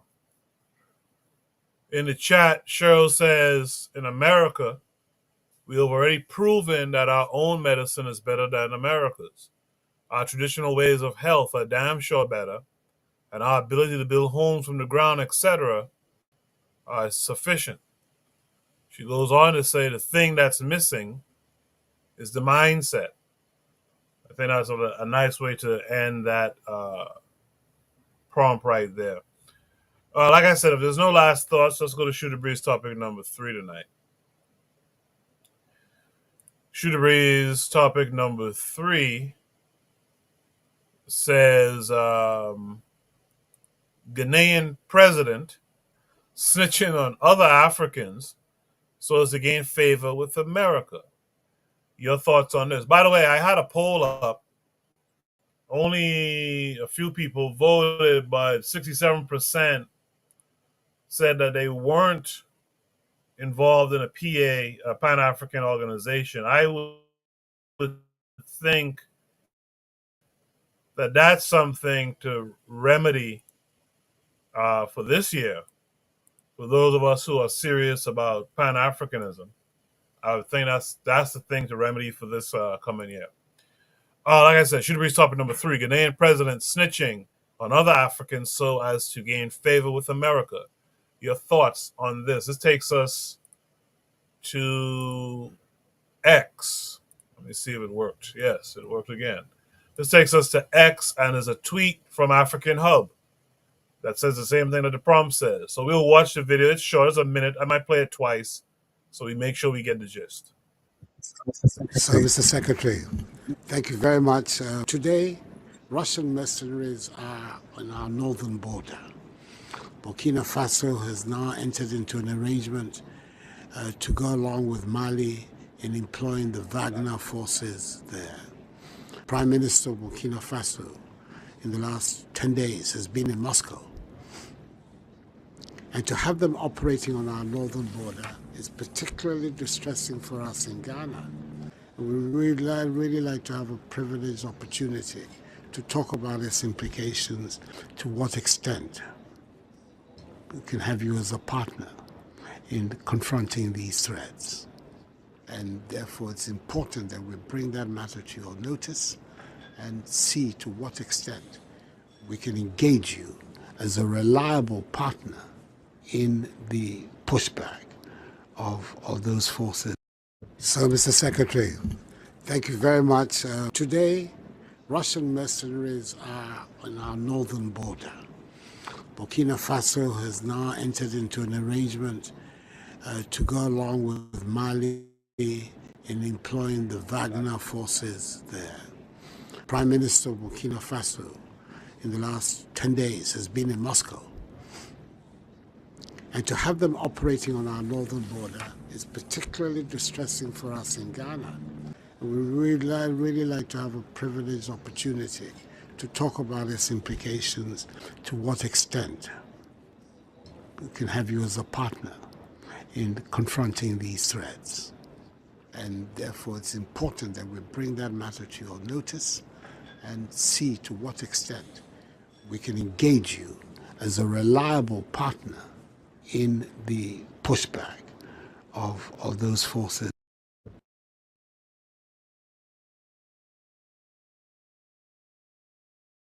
So in the chat, Trigapi 262 plus. So this is an old video.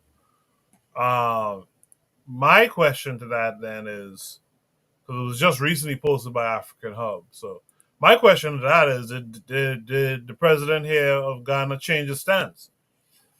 If he didn't change his stance, then yeah, it doesn't matter if it's an old video, because what it is, it's an African leader sitting down tattling to white folks, talking about they feel distressed that there's revolution happening along one of their borders, right, within West Africa. And they're hoping to form some solidarity with these white folks, right, to deal with this concerning, this distressor. I find that very troubling that we still having this type of thing happen, and I find it distressing that we can see it now. Back in the day, you had to kind of read about it. Nowadays, you can actually see it going down. So I think it's still a worthy question. What are your thoughts on this? By the way, is Athrazer still here? I'm trying to see something. Is Athrazer still in the chat? Let me see if he responds. In the meantime, let me start off with Kofi this time. Kofi, what are your thoughts about this? Man, all I have to say, this is where the people, when they see that, if the people are conscious enough to know that their own leader is pretty much trying to recolonize them, this is where a revolution needs to take place. This is where a coup within the people need to take place. As far as like, what the hell do you think you're doing? Now, at, only he would know. Again, they say this is over. Only he would know why he would be making another deal with the devil. Like, is he seeing something that we're not seeing? Is he playing 3-dimensional chess? I don't see what there is to gain from this quote unquote alliance, except for, well, I don't want the big bad white wolf to be mad at me and to come at me. So this is. I mean, there's no real. Again, unless there's another agenda, there's no real explanation to cowardness. It's just cowardness, and it's just having pretty much a colonial mindset. Well, we're in trouble, or we think we're in trouble. So you know what? Let me reach out to the white man for help instead of working with my brothers here in West Africa. So I mean, that's pretty much I could say. I could pretty much say that without getting a little bit more context to this man's obvious cowardness. And this is something that we just need to get rid of, because if you're doing this and you're trying to recolonize this, that should be upsetting to the people alone. That should be upsetting to the people alone. I mean, obviously there was no. If this is an old video, obviously the people of Ghana did not overthrow him in this, for this, or he didn't go through the ringer for this because he is still the president of Ghana. But this is, like I said, I need a little bit more context to it. But this is something that should be upsetting to the people then, especially if it is happening now. That's pretty much it.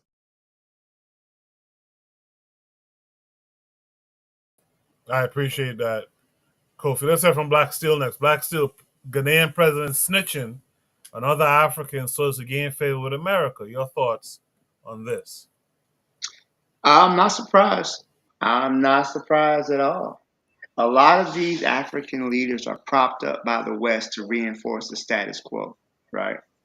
That's why, and that is why neocolonialism has taken root in Africa. Many African nations are simply just flag independence. They have independence via because they have a flag, but in many cases, especially the Francophone nations, the colonizer never left. He's still doing exactly what he did, except you just don't see him, right? So then what happens is that you have the illusion of being free. In reality, the colonizers are still taking advantage of your land and your resources and your wealth. This is what is the problem. These leaders do not want to take a stand, and they know that they owe their position to the fact that they still kissing ass and whatnot with the colonizing powers. It is not the situation where Africa is free, and I'm pretty sure he's in the majority. He's definitely in the majority. Europeans could not have done what they did to Africa without the collusion of some of their leaders, and this is case in point. So here you have an African. He's talking about Russian mercenaries on their northern border, and they need help. So my question is, sir, what do you do about those Islamic terrorists that are in your country, that are in Nigeria? You don't seem to be concerned with Al Shabaab or Boko Haram. I don't see that, because the problem is that these Western military powers, they can never seem to get rid of these people. They can never seem to get rid of these radical groups that are causing havoc in the country. But all of a sudden you want to come and say, "Oh, the Russians are on our front doorstep." So you got bigger problems than the Russians at this point. How's that economy looking?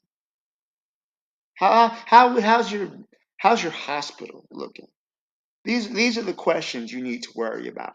And I think that his cry for help again is just symptomatic of a larger problem. Is that the leaders in Africa are not necessarily those leaders that are picked by the people.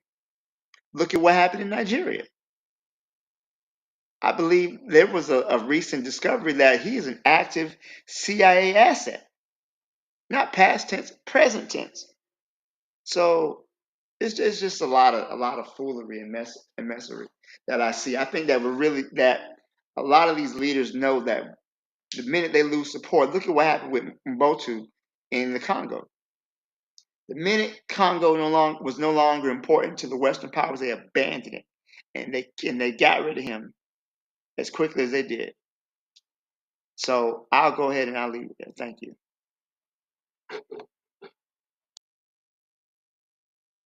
I appreciate that, Black Steel.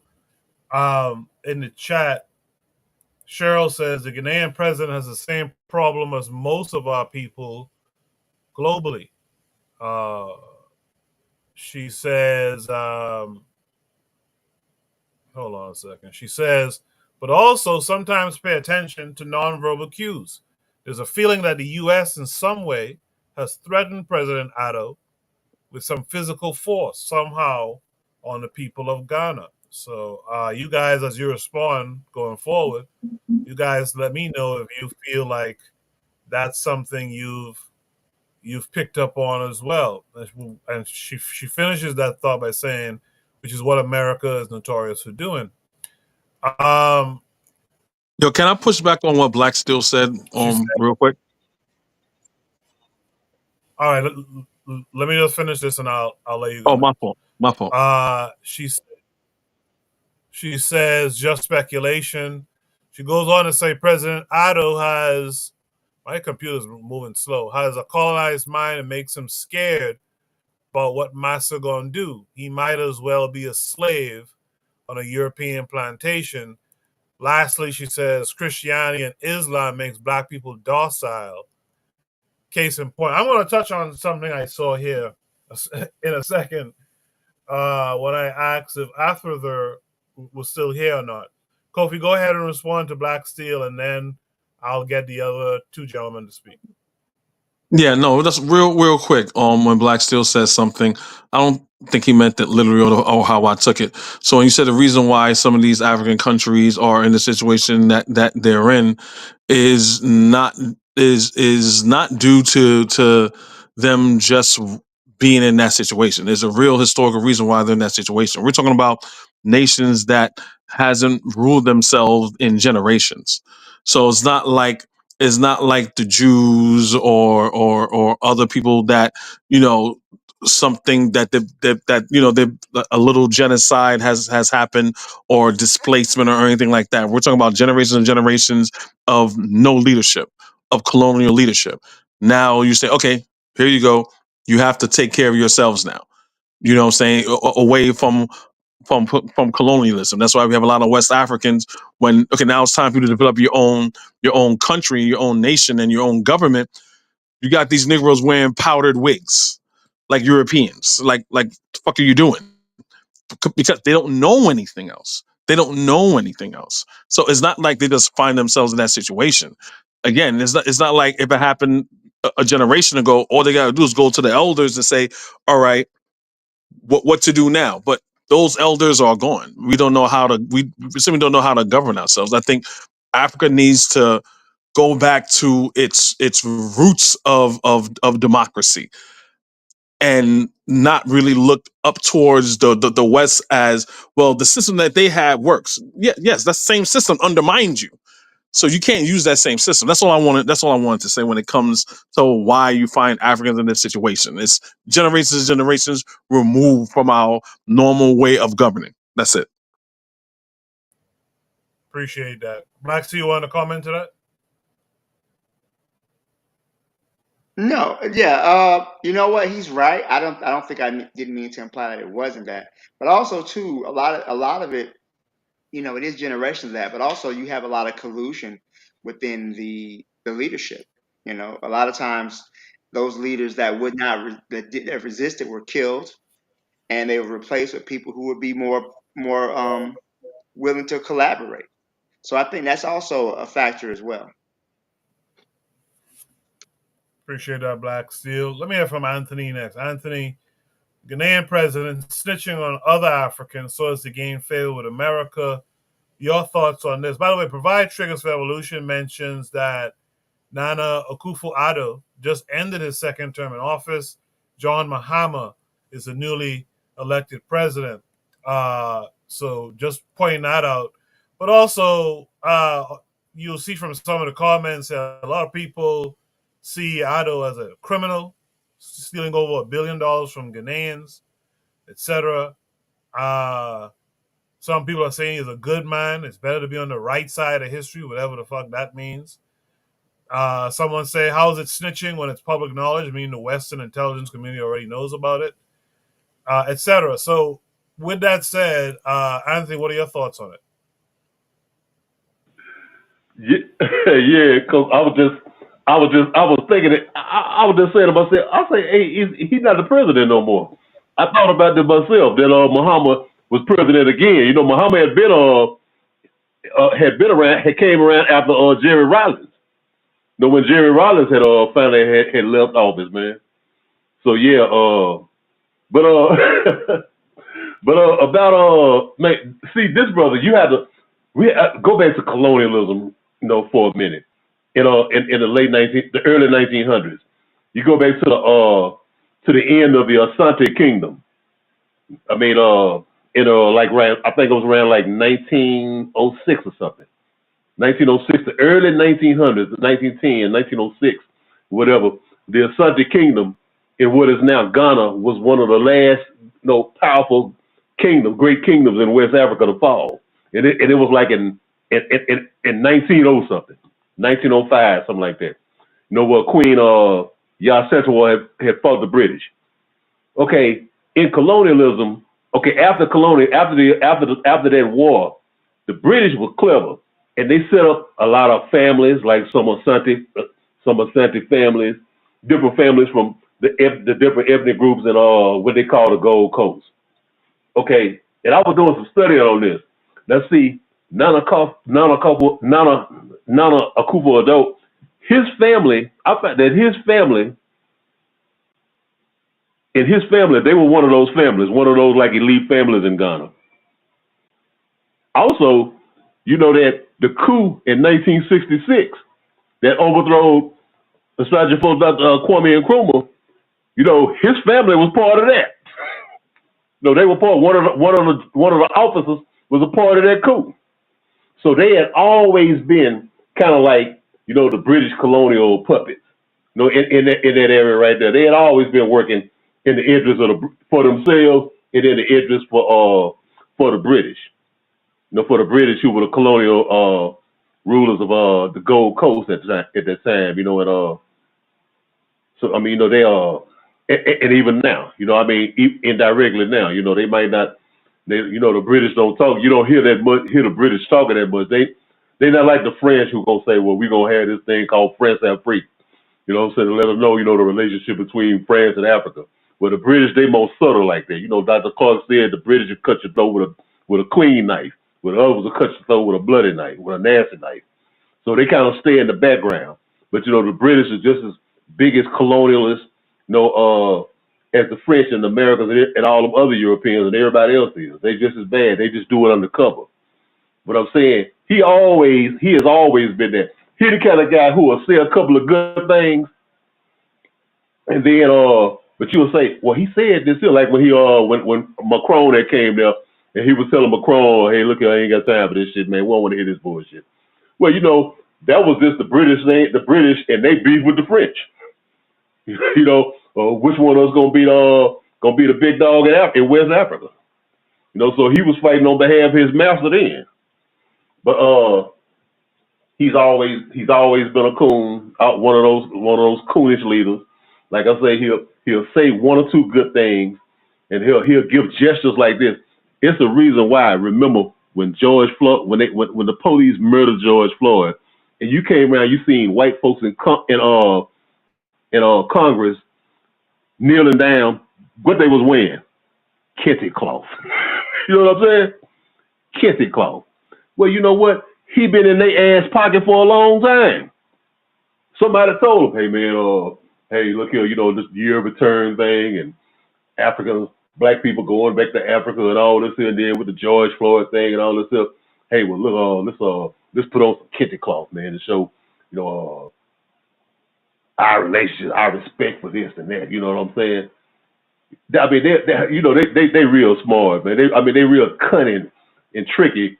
To do all kind of stuff. To play on your intelligence, man. And he's just one of those guys, man. He gonna do his master's bidding. I mean, I'm not surprised he was on. Like I said, it ain't no big surprise. He been in the ass pocket. I mean, who asked the United States to come and establish a military presence in their country? But at the same time, you're a Pan-Africanist. That's one of the most least Pan-Africanist things you can think of. Come and set up a military base here, or an attaché here in Ghana. You know what I'm saying? I mean, that man was it was nothing but a lackey, man. So I mean, you expect it from a lackey, man. I'll knock off right there. Appreciate that, brother Anthony. I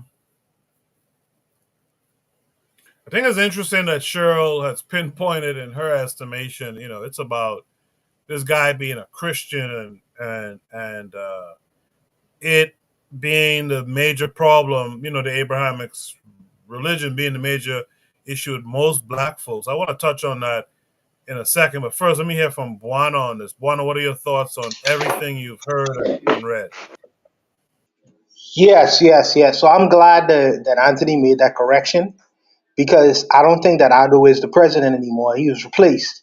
So we have to see who this new president is and his mentality, his thinking.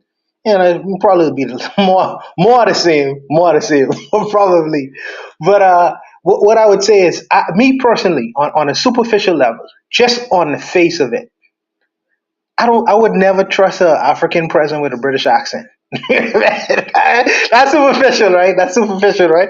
But that's like you in Ghana. Where you get that? Where you get the British accent from? I don't trust him. I wouldn't trust a man like that. Me personally, especially if I'm in Africa. Now that might be completely superficial, but I wouldn't go for that. I wouldn't go for that. I would think that your mind is really what you articulating out of your mouth. You more British than you are Ghanaian. So I can look at you side eye just off of that itself. But I think that Kofi said that in terms of revolution, my brother Kofi, let me tell you something. The Ghanaians don't want no revolution. They are too busy making too much money, overcharging American and Caribbean expats.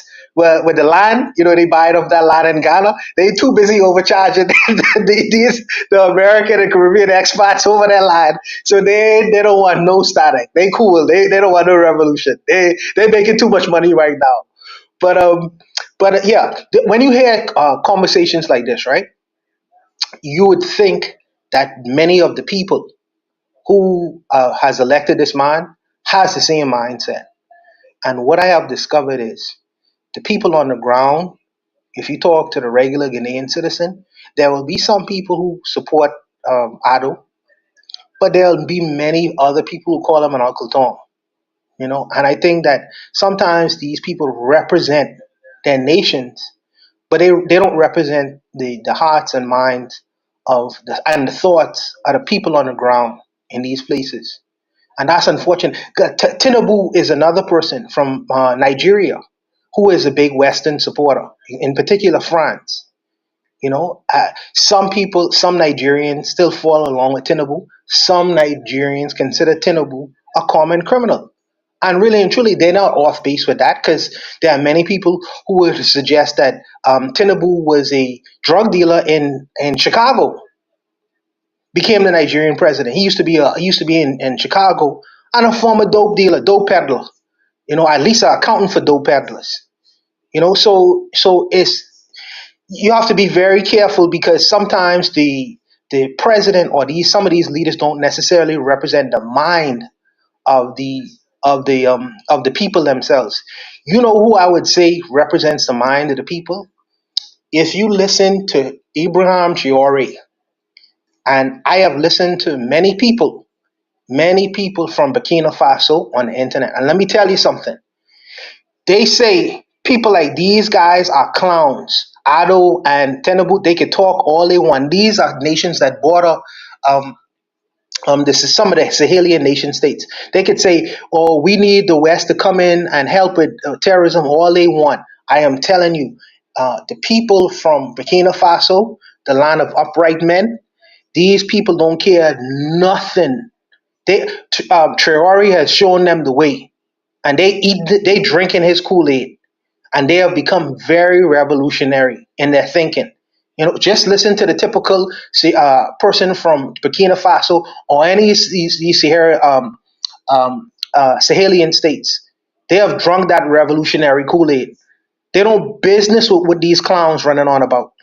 And they like, man, if these guys want to come at us or want to wage proxy war via France and the United States, let them come. We willing to fight them too. This is how they thinking. So I mean, like I say, man, he is not there anymore, and he's gonna snitch all he wants to, like a lot of these clowns. But the day of the Uncle Tom African leader is becoming an old thing, and there is a new thought in Africa based off what Traore them is doing, and that is spreading like a wildfire in Africa. You know what I mean? Because they don't business with that bullshit no more.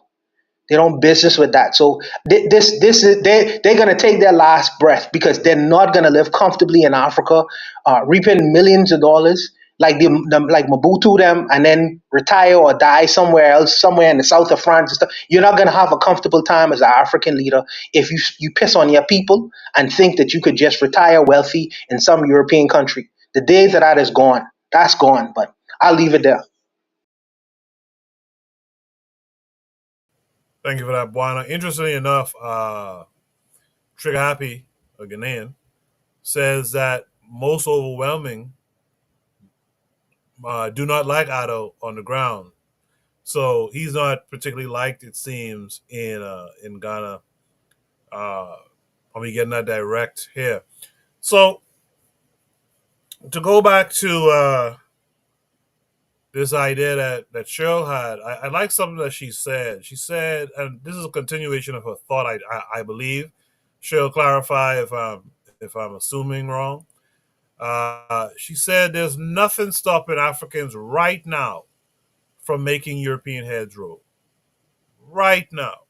And I kind of agree with her, if I'm correct. I kind of agree with her that it has to do with these Abrahamics. And I know people will say we keep beating up on Abrahamics and stuff like that. But look, we had an example right here in the chat earlier. My brother who was here in the chat earlier, good dude, but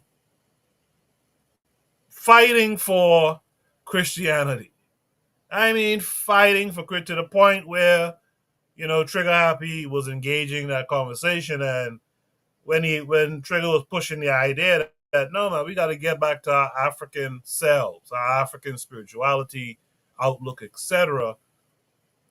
I think the brother left, and that's the problem that we have amongst African people, because I think one of the reasons why we don't really revolt, we don't really fight, and I'm talking about wherever we are, especially on the continent, is because we are so stuck on this turn the other cheek nonsense.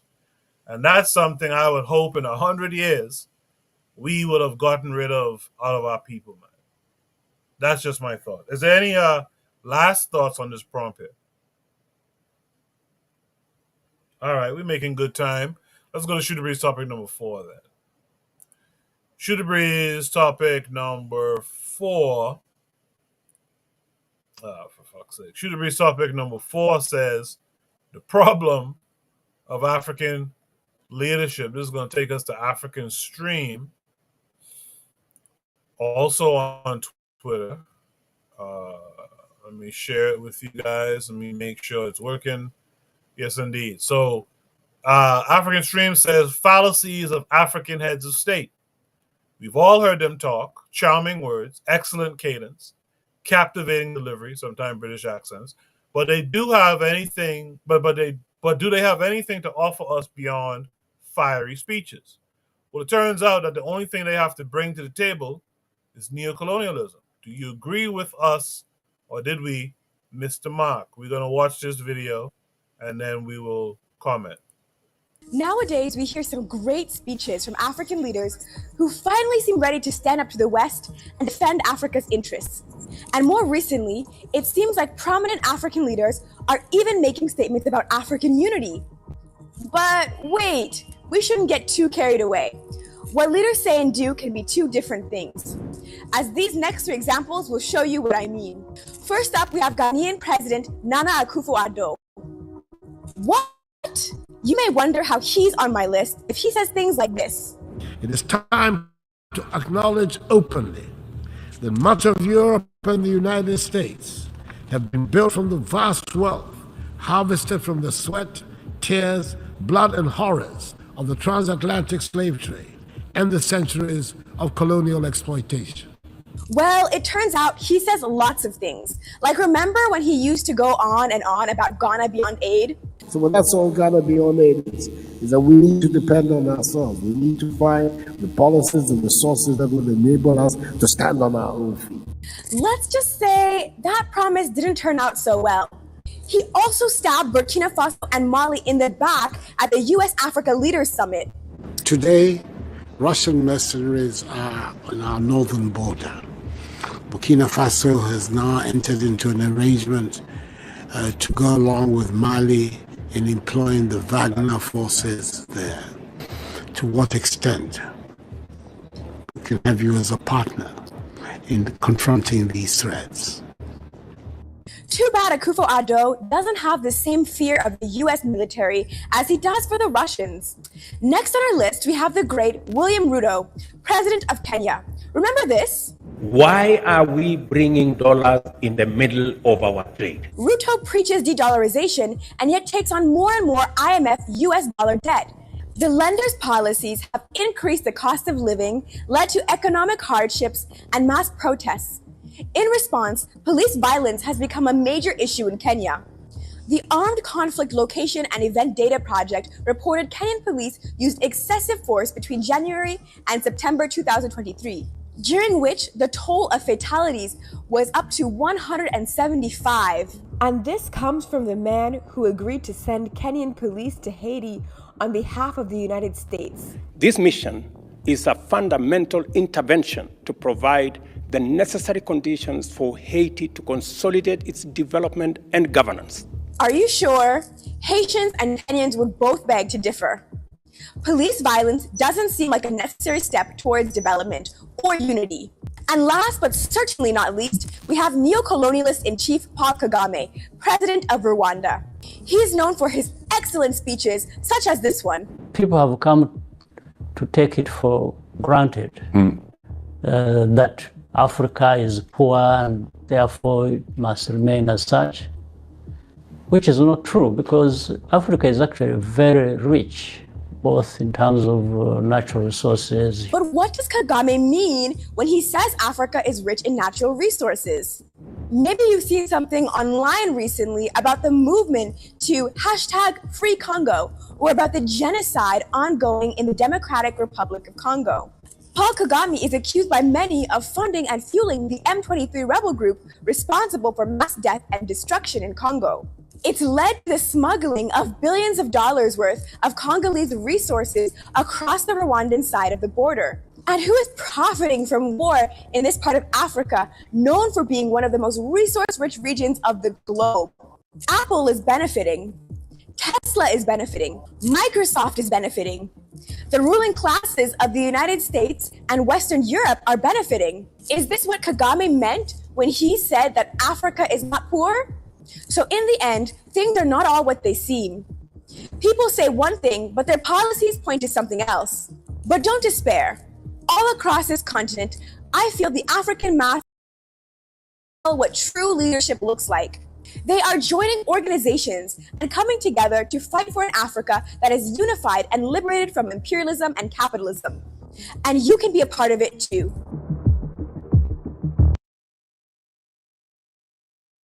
So this is kind of an extension. I guess I could have put these together, but the question here too is, why aren't the people, Cheryl mentioned earlier, heads could roll in Africa. Why are the people allowing this? I guess Trigger Happy might be giving a little insight into this when he says that, notice from the chat, he says, notice how all three use Pan-Africanist themes as a means to sloganeer to rock people to sleep.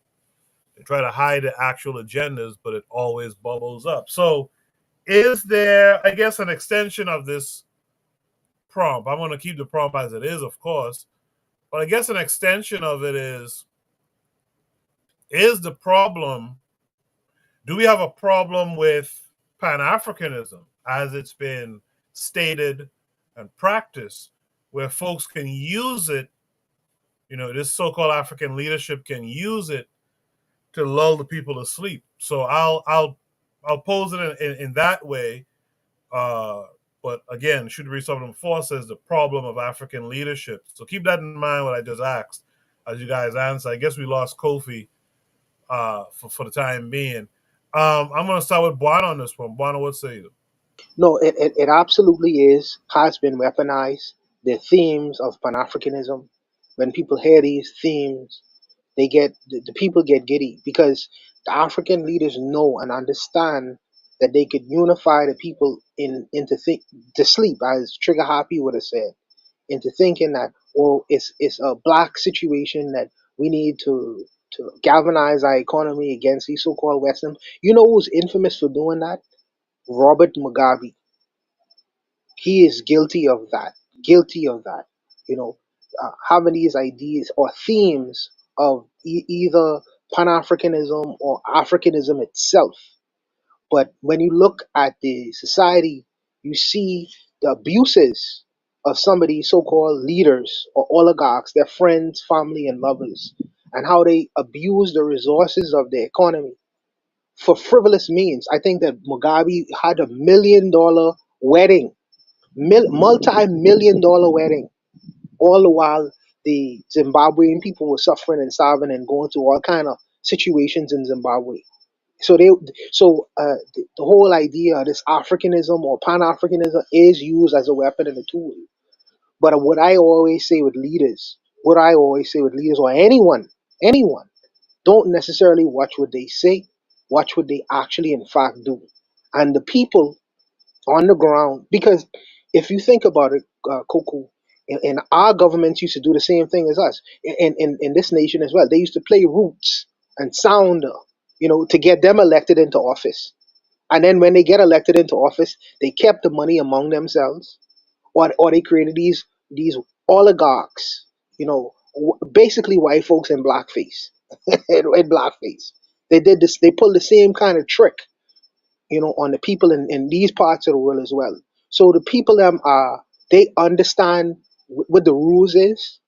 So sometimes you hear when you hear Africans, continental Africans, and even Caribbeans, and even when they speak negatively about Pan Africanism, they understand, on the ground level, how Pan Africanism or Africanism itself has been used as a tool only to enrich a few people while they leave the rest of the people starving.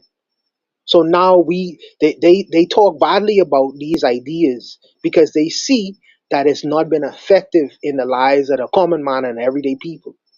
So we are watching leaders for what they do now. Rhetoric is good, but we watching people for what they do. So we praise Traore because we see him implementing the things that he talked about on the microphone. We praise Magufuli. He was another one. He started implementing the ideas that he saw. These are dangerous things to do, especially when you're going against these outside forces and powers. But for people like Aldo, and they talk well. They talk well, but their words ring hollow with people who know better. People from the continent who know better. If you're from the Caribbean and you hear some of these Caribbean leaders speak, you would think that they were more revolutionary than anyone. But check what they actually do and how they impact the people on the ground. We into realism now. We into to good speeches, and high mindedness. We into the realities of what you say. Can you implement what you talk about from a microphone? And if you can't, it's F you for me. That's for me. But I'll leave it there, Coco, to let the other brothers go. Yes, appreciate that.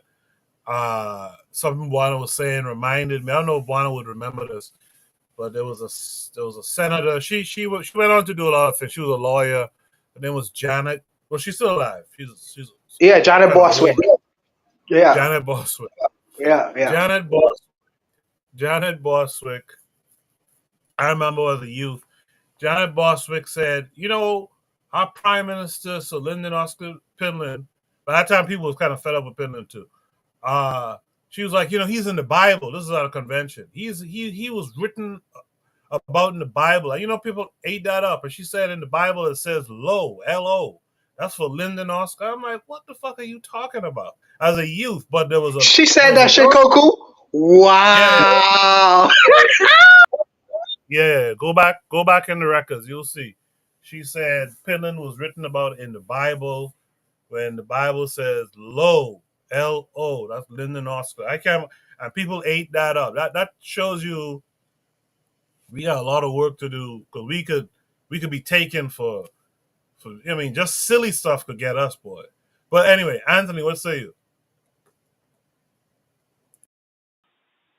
Yeah, first of all, I'd like to just say, man, Bonner, that was a great commentary that brother just gave, man. You know, I agree with him 100%. And about, you know, especially about those about these leaders, our leaders, you know, who say one thing and do something else. You know what I'm saying? I mean, they advocate Pan-Africanism, but they advocate, you know, black unity. But you know,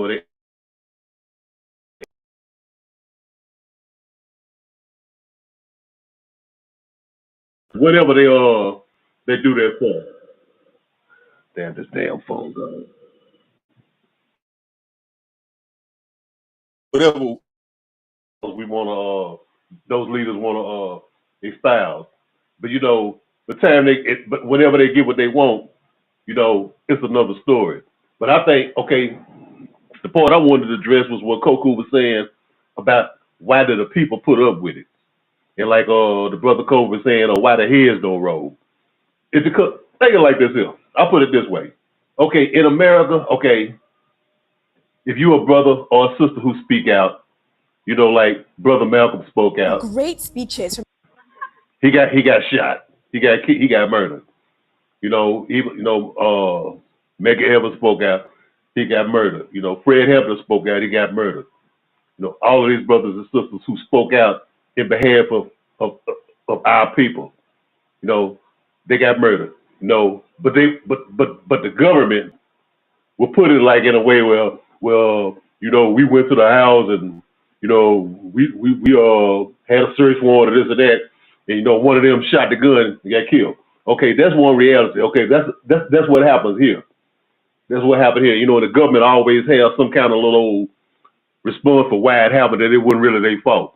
But when it comes to the African continent, to our motherland, or even to some parts of the Caribbean, and Central and South America, wherever our people live at, you have to deal with, okay, you want to be a Malcolm X in Haiti in the 1950s, the 1960s, 1970s.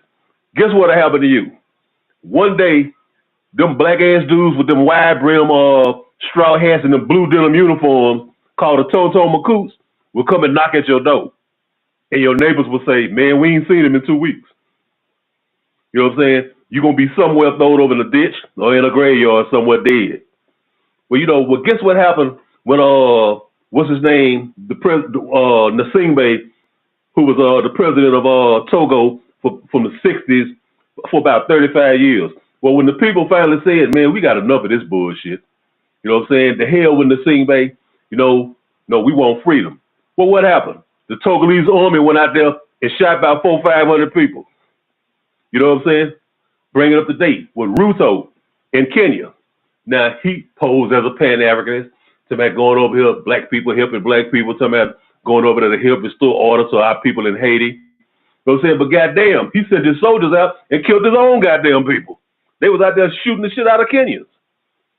You know what I'm saying? So what I'm saying, the problem is that the reason why a lot of times the people put up with some shit, or the people don't fight against it the way we think they should, the way we think they should. But guess what happened? It gets real with them. The army will come out and shoot you. The army will come out and kidnap you and put you in prison and torture you to death. You know what I'm saying? In a lot of these places where these colonial, these puppies at. You know, I know some brothers and sisters. I know it's a sister that I communicate with. She's from Rwanda. She's living in Canada now. She has a podcast, and she talks all the time about Kagame. You know, and the bullshit that he do there, how he suppressed people's freedom. You know, you say something against Kagame, you know, it's a kangaroo trial. It's a kangaroo court. You know what I'm saying? When ain't nobody gonna see you no more. You're gonna be locked up. And that's the thing across. I mean, Walter Rodney spoke out against Burnham. You know what I'm saying? What happened? One day he went and got in the car and the car blowed up. You know what I'm saying? These are the kind of things that happen to our people, you know, in the black world. You know, where we have these old colonial puppet leaders in power. You know what I'm saying? You could go out and speak out, and you got to speak out. You got to speak out. You don't have no other choice. You got to, if you ever want your freedom. But I'm just saying, but what can happen to you is some real shit. Well, right here in America, we probably, well, you know, march, hands up, don't shoot. You know what I'm saying? Or we could no justice, no peace. But you know, the army for the most part, the military, the police, whatever, they ain't coming out there and shooting your ass down in the streets. Not yet. Not saying that it won't happen. I mean that it has happened in the past, but I'm just saying in this present time.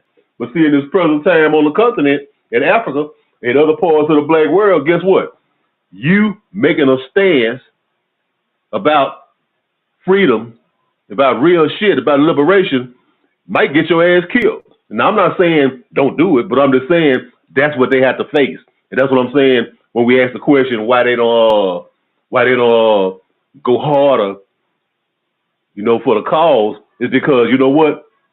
At the end of the day, man, I could say something, and man, I'll be in jail for 20 years, or I can get murdered, and I'll leave it right there, man. Appreciate that. Anthony Blacksey, you heard what our panelists had to say in the chat. What say you to all of it? Well, I agree with everything the brothers are saying. Kind of what I was talking about in the other prompt too. Look at how the leadership has been used against the people and been used to kill these people's dreams, to subvert their just aspirations, to keep them in financial colonization. It's really quite disturbing. Um, and when I look at this, it bothers me because I see that the African people are yearning to be free, right? And they're taking advantage and they're using uh, the desires of African people, the desires of Pan African, which is why what kills me when people say, "Oh, Pan Africanism is dead." In the United States, they talk about how it's one sided and whatever. But we can see that the desire of the African masses is to unite and organize with their brothers and sisters across the globe. This is what they desire, and the leaders, knowing that, they're willing to give lip service to that desire, but they're not willing to do anything substantial to move in that direction. And in fact, they will kill you, you know, otherwise, if you choose not to. They will murder you and and your family, and there'll be very little pushback from the international community. And that's the problem, is that they know that even though the people support it, they also have the backing of the Western powers, and they understand that if you try to make a substantial move towards Pan-Africanism, they don't care if your people are suffering. They don't care if they got to take money from the education system and other government programs. They will do that to serve their colonial masters. They will kill you to do otherwise. But I think what's happening is that the very fact they have to even address Pan-Africanism shows that they are beholden to their people. And I think with enough movement, with enough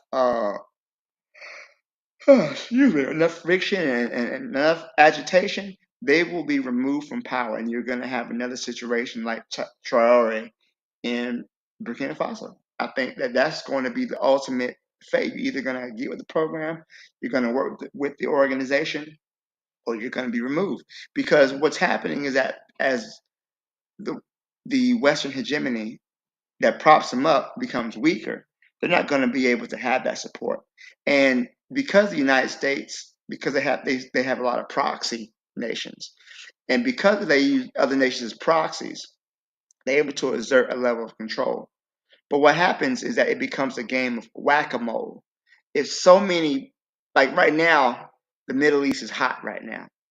And because the Middle East is hot right now, especially back in, say, like right after the invasion of Iraq, everything that was going on in the Middle East with the invasion of Iraq, Latin America then took the time to rise up. So I think these Africans, they understand that right now, the Western hegemony can't fight all these fires at the same time. They're gonna have to pick which one. So as soon as they go to deal with one, so they're going to deal with Syria, then this is a chance for Africa to rise up. Then it becomes a time for Latin America to rise up. So overall, they're going to lose control over their powers. And I think the African people, they're sensing it. This is our time to strike, and their leaders are in their way. And eventually, leaders will be dealt with, maybe in a maybe unpleasant fashion, but they'll be dealt with either way. I'll leave it there. Thank you. I appreciate that, Black Steel. In the chat, Jose's out there. He says good morning. I know it's early where he's at right now. Tragabi262 Plus says, yeah, these militaries are important for maintaining neo-colonialism. And even more than that, you see collaboration from Israel, which is why that conflict is important for Black people to monitor. Cheryl says, these people have the same ideology as the oppressors. This is why Europeans fight so hard to keep African spirituality out of our minds. It's powerful.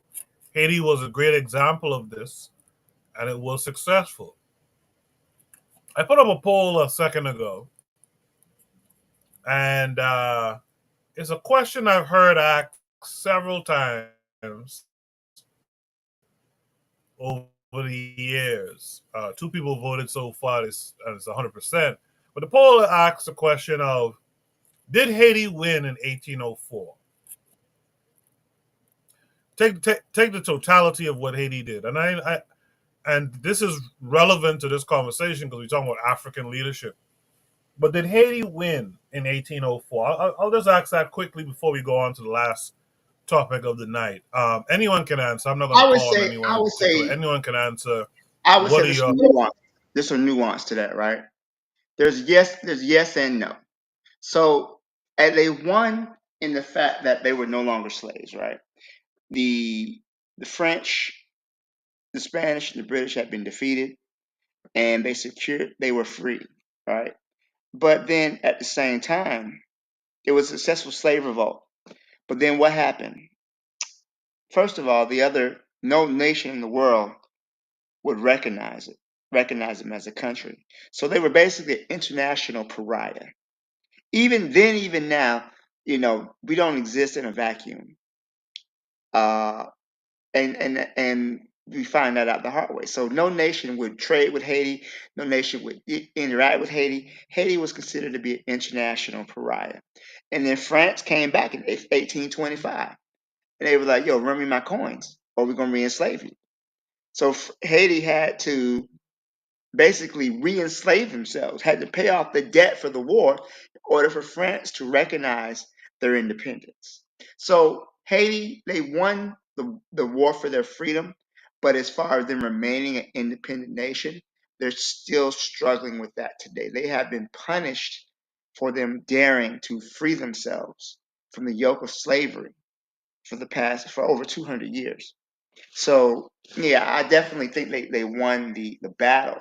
They won the war. They won their freedom. They defeated those armies, but they weren't able to maintain their independence. And looking at this, looking at this as well too, it's troubling because I see that many times we look at these things in a win or lose situation, but sometimes you can win and still lose. The European might win the war, might lose the war, but they'll win the peace. They might lose on the battlefield, but the European is as dangerous at the negotiating table as he is on the battlefield. Sometimes more so. So yeah, I think they won and they lost at the same time. I'll leave it there. I would say the answer to that question has yet to be determined because the 1804, yeah, I think that the 1804 was just the start of that war. But I think that Haiti has been in a perpetual war since 1804. Has been in a perpetual one. And just as there are some nations that's been fighting for hundreds of years to determine their freedom, like the Jewish and Palestinian situation, I think that the Haitian situation has yet to be decided. They began the fight in 1804, and then they had their times of ebbs and flow.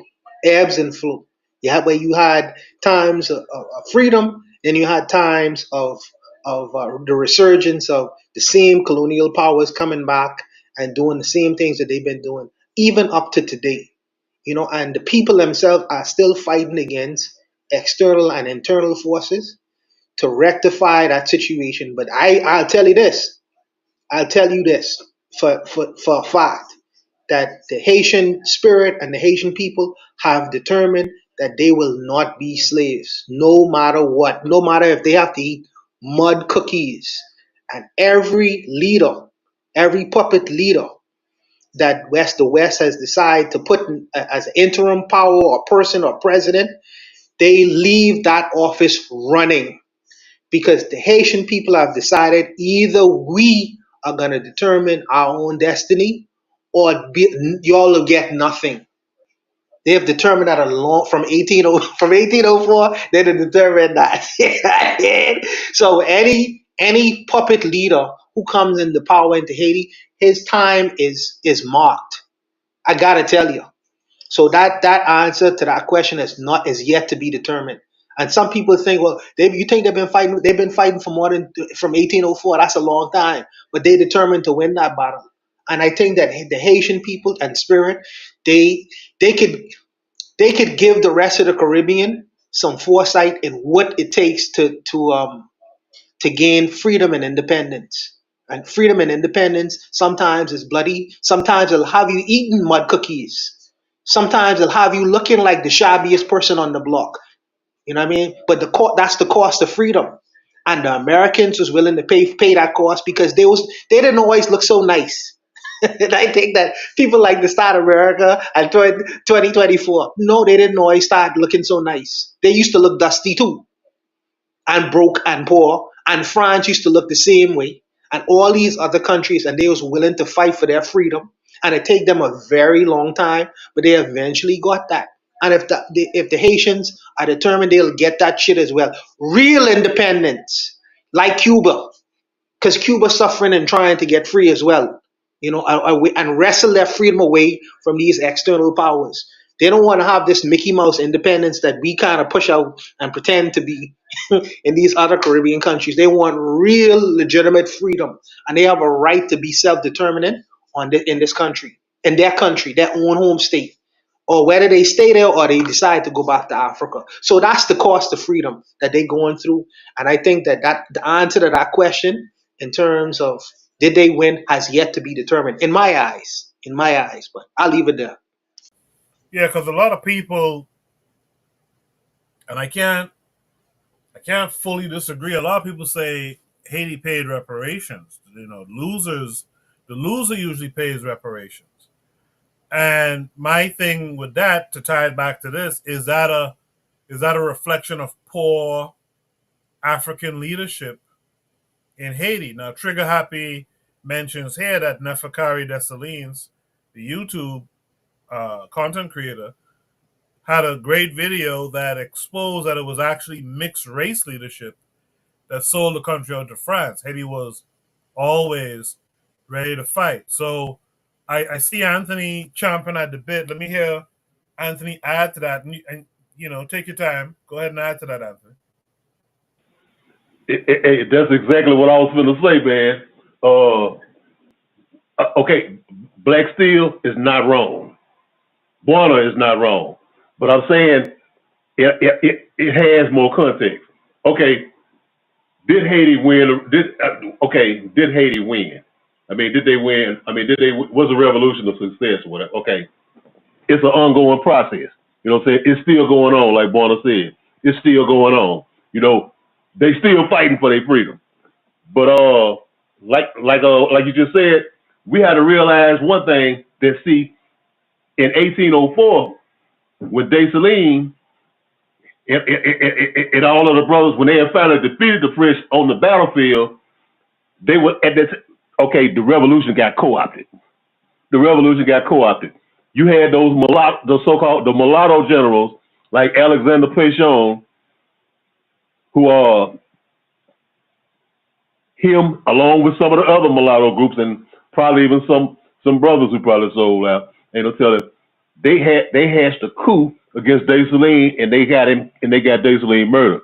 Alexander Pétion had Dessalines murdered. Okay, he had Dessalines murdered. He was the chief. He was the man he was the biggest fish in the thing. Okay, so what happened after that? The country split in half.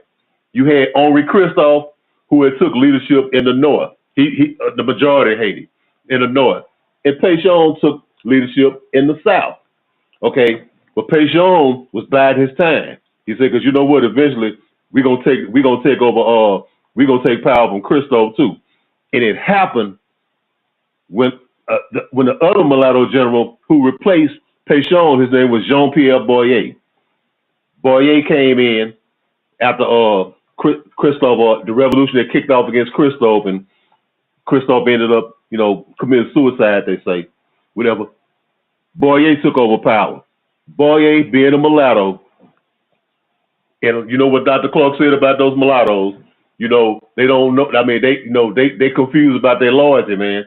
They're gonna be loyal to their mother's people or their father's people. Those mulattoes, even going back before the revolution, they wanted to be. They said they wanted to be free. They wanted to have freedom and equality along with the French colonists, and was against black freedom. They didn't have a problem with black people staying enslaved.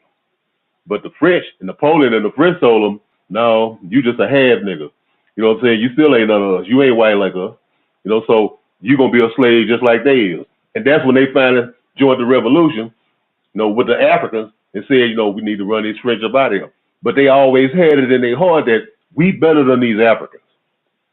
And what happened when Boyer took over? Boyer said it wasn't as much as France coming in and extorting them out of money. It was probably that to a degree. But I think it was Boyer and the mulattoes wanted recognition. They want recognition from the great European powers. They want recognition from France. And we'll pay this money to get recognition, so you can recognize us as a legitimate country. And we closer to you than these Africans are. You know what I'm saying? I mean, I just think, we had like I said, the revolution got co-opted. And it got co-opted by the mulattoes. And the mulattoes ruled Haiti, have been the ruling elite in Haiti ever since then. The majority of those ruling class families in Haiti, they're mulatto people. The mulatto people, with the money and the land. They've been in power. That's what originally, that's what Papa Doc's revolution was about. When he came to power in 57, he was trying to unseat the mulatto elite. That's what he was trying. He was trying to unseat them because they were the true power. Now, they was puppets of the West and everything. They had their relationship with the West, but they was really the power in Haiti. And that's what his thing was. But then, when he came to power, he got power. He got power man hungry and started doing his thing. But I mean, like I said, a long story short is that the revolution got co-opted.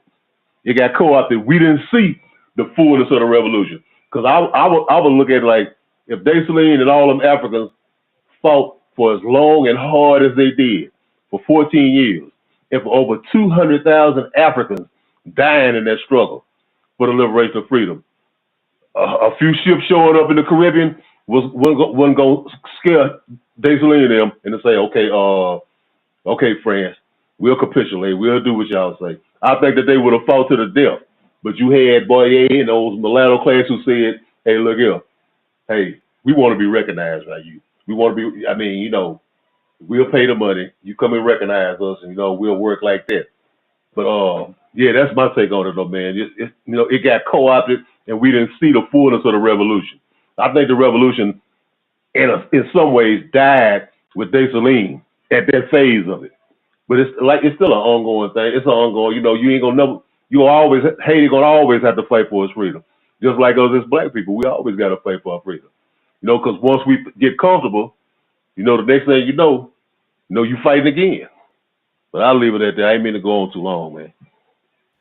Yo, Anthony, I'll put you up against one. I bet. I mean, you were one of the man. You a great historian, bro. I mean, the fact that you able to know that Papa Doc used to be on that Black consciousness stuff. A lot of people don't know that.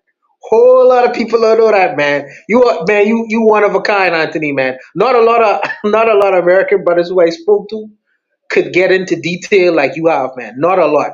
That's very unique, brother. Yeah, man. Shout out to Anthony for sure. Last word on this prompt, I guess, will come from Trigger, unless someone on the panel has a last word. But Trigger in the chat says, this is also why I say, Revolution can happen in a burst, but the internal social order takes time. The existence of a North and South dynamic for Haiti is a problem. You want your nation to be unified. I appreciate all those responses to that follow-up question I asked. I think Cheryl was the one who brought up Haiti, and it reminded me, I've heard people in recent years say, Haiti lost because they had to pay reparations. But I agree with Buana and all you guys on the panel, really. It's really an ongoing thing. It's yet to be determined, So I appreciate that. Let's do the last topic for tonight. It should be a short one. Should be topic number 5 tonight. Says, should be topic number 5. Says, is this a real chiropractor, or did the janitor lock him in a closet somewhere? This comes with a link that's going to take us to YouTube. It's a YouTube short. So this is why I don't think the conversation will be too long. I'll play it once or twice and then we'll discuss it. The lower body, we're getting my body weight, 185 pounds, directly on you to get that full range of motion stretching. How do you feel right now? Good, perfect. We're going to keep using that body weight, that pressure directly on you right there. You're doing a great job of doing it again. 3, 2, 1, right there. Perfect. Hold that for 3. Hold that for 2. Hold that for 1. Grab onto your ankles now for me. You're going to spread open just a little bit to get that full range in the inner thighs. We're going back again. 3, going back again. 2, going back again. 1, and release. Deep stretch on the lower body. We're getting my body weight, 185 pounds, directly on you to get that full range of motion stretching. How do you feel right now? Good, perfect. We're going to keep using that body weight, that pressure directly on you right there. You're doing a great job of doing it again. 3, 2, 1, right there. Perfect. Hold that for 3. Hold that for 2. Hold that for 1. Grab onto your ankles now for me. You're going to spread open just a little bit to get that full range in the. We're going back again. 3, going back again. 2, going back again. 1, and release. Deep stretch on the low. Yeah, that fella grinding. Because if my head wasn't looking, first of all, if I'm looking at the video, I still think he grinding. If I wasn't looking at the video, but based on what that guy say, hold your ankles, spread them, come on, dog. And I've been seeing this a lot on social media. Cheryl says, bruh, stop. I've been seeing this on social media a lot. These so-called chiropractors doing some real risque kind of stuff. Them and the, who's the other group? It's a chiropractor, and it's the fitness instructor types. Doing some real sus type of stuff with people and women. But anyway, what are your thoughts on this? We could do it free flowing if you want. But let me start with Anthony. Let me let Annie kick it off, and after that we'll do free flowing. Yeah, man, that's a bullshit, man. That's a bullshit. I done seen that video before, and I've seen that same guy doing a lot of stuff. Hey, look here, and it's always some sexual, man. It's something that you can say, man, that's kind of look like he a little bit too close. You know what I'm saying? Like it's unprofessional, man. I've seen it. I've seen that guy in a lot of videos on IG. You know what I'm saying? And I think it's a sister who has a thing. She's out of Chicago, and then it's a brother out of Miami. And I've been watching them for a long time doing their chiropractic thing. It ain't never like that. It ain't never like all that hunching and grinding and all of those stuff like that. It's like he's trying to do some Kama Sutra type of stuff, man. You know what I'm saying? But yeah, he's a faker though, man. I mean, I'm not doubting his chiropractic skills, but I'm just saying he be doing some grimy ass shit, man, some suspect ass shit. And yeah, I always is like, man, come on. I'm like, this is, man, come on, man, this bullshit. Yeah, high class bullshit. I remember something just real quick. I remember An old friend of mine's back in the day was pointing out something to me. He was like, when you look at guys teaching women how to shoot pool, you'll notice that they tend to be leaned all over them, almost in doggy style type stuff. And it's like, the question you should ask, these women should ask these guys is, when your uncle was teaching you how to shoot pool, was he leaned you? Did he have you bent over a pool table in doggy style teaching you how to shoot pool? No, he didn't. So teach me the shit without all the shenanigans, with all the high class bullshit going on. So I appreciate that, Anthony. Buana, Black Steel, what say you? No, for me, this is like real 5-star degenerate behavior. I mean, like, and some people say, will it take a 5-star degenerate to know a five to know a 5-star? But really and truly, right? All right, like back in the day, right? When I used to be a 5-star degenerate, right? In 2024. And I used to go to like strip clubs with sweatpants on with no underpants. or, or, or, or like when I used to cut women hair and stuff, like, shave them up, and like, you get close to women, like your crotch area and shit like that, lean it over them. It's like I said, this is 5-star degenerate behavior. And I think that I don't know what this guy intention was in doing this kind of nonsense, but I think that he is not a chiropractor. He locked up the chiropractor in the locker room or some shit like that, and he trying to do some nonsense, man. I personally think so. Black Steel, any thoughts? Yeah, man, this is a nasty dude, man. This is a freaky dude. Um, yeah, this is not a coincidence. This dude is taking advantage. Talking about some chiropractor. Well, sir, I need to see your license, buddy. I need to see your license. Where you go to school at? This is some freak. This is a freaky dude just trying to rub up his meat up against somebody's woman. And there was a girl I used to date years ago, and she told me how she went to a massage parlor and the dude tried to do her like that, right? Some dude was feeling all on her and under her breast and whatnot. She was all upset. She felt like she got assaulted, all the other stuff. Um, I'm like, that's messed up, man. But a lot of these dudes be doing this just to cop a feel. He's not slick. Look, he got her leg all up in her forehead, man. Come on, my dude. You got your girl legs behind her head. What chiropractor? I need to see what his practice is. Well, what are you doing? I don't like it. I don't like it. It's funny, but it's not funny.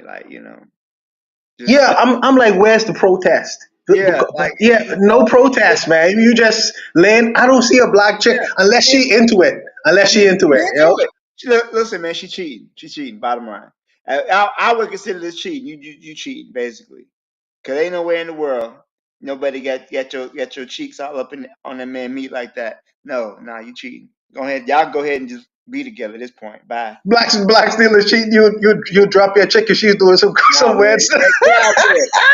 I'm good. Listen, now I'm out of here. You can have that. You're done. In the chat of the video, let's see if we could get some humor out of this. Someone says, Angry Doodoo says, 5 minutes later, the real chiropractor walks in and wonder what the fuck the Jana is doing to that lady. Someone said the dude ain't no damn chiropractor. A guy says, I'm a therapist myself. I tried these new techniques on some clients and now have to go to court. Someone admires her skin. She does seem like a nice looking sister. Someone says, this is wild. Dude getting his first piece of black yams. Someone says, I just couldn't wait to read your crazy ass comments. Someone says, chiropractor, how do you feel right now? Patient, pregnant. God damn, the guy she tells you not to worry about. That's a heavy comment right there. This is the guy she tells you not to worry about. Someone says, how do I apply for this job? Someone says, is the quote, grab onto the ankles and spread open for me. I tell you, that's the one that got me. Someone says, men of good taste, we meet again. Someone says, her facial expression is priceless. LOL. She thinking about the last time she was folded like that. Someone says, his girl ain't going to the chiropractor ever again. Cheryl in the chat been cutting up. She says she like it though. She says she's been waiting for that her whole life. Trigger IP26 Plus says, who even recommended this prompt? LOL. I'll let you go through your Rolodex of the 5-star degenerates we have around here. It's not Buana, of course, but go through your Rolodex and you'll figure it out. That's one of the suggestions, by the way, for Shoot the Breeze, to add a humorous prompt at the end of the night, or at some point during the night. I think the end is probably best. So there you have it. That's the show for tonight. Before you gentlemen leave the panel, please, if you don't mind, give us your shout outs for the week. It could be a New Year's shout out, a Haitian independence/revolution shout out. It could be something personal that's happening in your neck of the woods. It's always the Sahel states, of course, but let's try to promote something else while we have the chance. Let me quickly go, Anthony, Coco. what would Go you ahead, like go to ahead. shout out this week? All right, Buana, go ahead. Yeah, I just quickly, because I gotta go. Shout out to the brothers. Happy New Year to everyone. I'm glad that you all was able to see 2025. Let's make this a great year for the brothers, and whatever y'all endeavors are, chase after it and go after it and get whatever y'all need to get in 2025, man. But cheers to the brothers for seeing the new year. I hope this will be a prosperous year for all the brothers and sisters who listen in on the chat. And I'm out, man. I gotta go. Good night to everyone. Yes, sir. Thank you for being here, Buana. Be safe out there as well. See you next week. Anthony, what would you like to shout out this week? Yeah, man, I like to shout out everybody, man. Everybody, all the brothers and sisters on the panel and in the chat, man. Is shout out our people in general, man. I forgot, on the first was Dr. John Henry Clark's birthday, man. So rest in power to Dr. John Henry Clark, and I'm gonna look at it like the whole month of January is Dr. John Henry Clark month. But my shout out is for a brother Obafemi, man. They got a new album coming out. They got an album coming out called RBG Gumbo. And RBG Gumbo, Red, Black, and Green Gumbo. So they got some music coming out, man. It's out now, man. I'm thinking, everybody, if you can, man, let's go try to support brother Obafemi, man. And that's my shout out. And peace to everybody, man. Yeah, peace to you too. Thanks. I'm glad that you were able to come on this week with little to no issues. So shout out to Anthony. I'll try to get the link and put it up on the community tab. That was also one of the suggestions to incorporate more conscious Gaviite Pan-African type of music into the show. That could be tricky with how YouTube be striking people and stuff, but I'll see what I could do. I've been thinking about doing a top 10 music thing too, by the way, on the community tab. So we'll see how that goes. In the meantime, Black Steel, what would you like to shout out this week? I want to shout out the people who were killed on New Year's Eve. That attack that happened in New Orleans. New Orleans is still a majority black city. A lot of these people were out, trying to celebrate the new year, and this dude decided to drive a truck and kill about 15 people. Came out shooting. A lot of those are black people. They had a young lady. She was, she had just graduated high school, getting ready to go to nursing school. Another young man. He was a father. So a lot of those people were just trying to celebrate a new year. Just excited about seeing in 2025, and they didn't live to see it. So shout out to them, the brothers and sisters that lost their lives, and that's a tragedy. Rest in peace to them. Appreciate that. Trick IP, his shout out is to AES, but also the good commentary on exposing the rules of French military withdrawal from Ivory Coast, Senegal too. There seems to be potential there, he says. Marcus Garvey is the way he says, same to you all in terms of Happy New Year's. Great show, she says. And thank you all for coming through. Like I said, I'll implement some of the suggestions you guys have, but if you guys have more suggestions, go to the community post and post your suggestions for making the show more robust, on how to improve the show. Anyway, guys, we'll be back next week. Same place, same time, 8 to 11 p.m. Until then, you guys be good. Peace.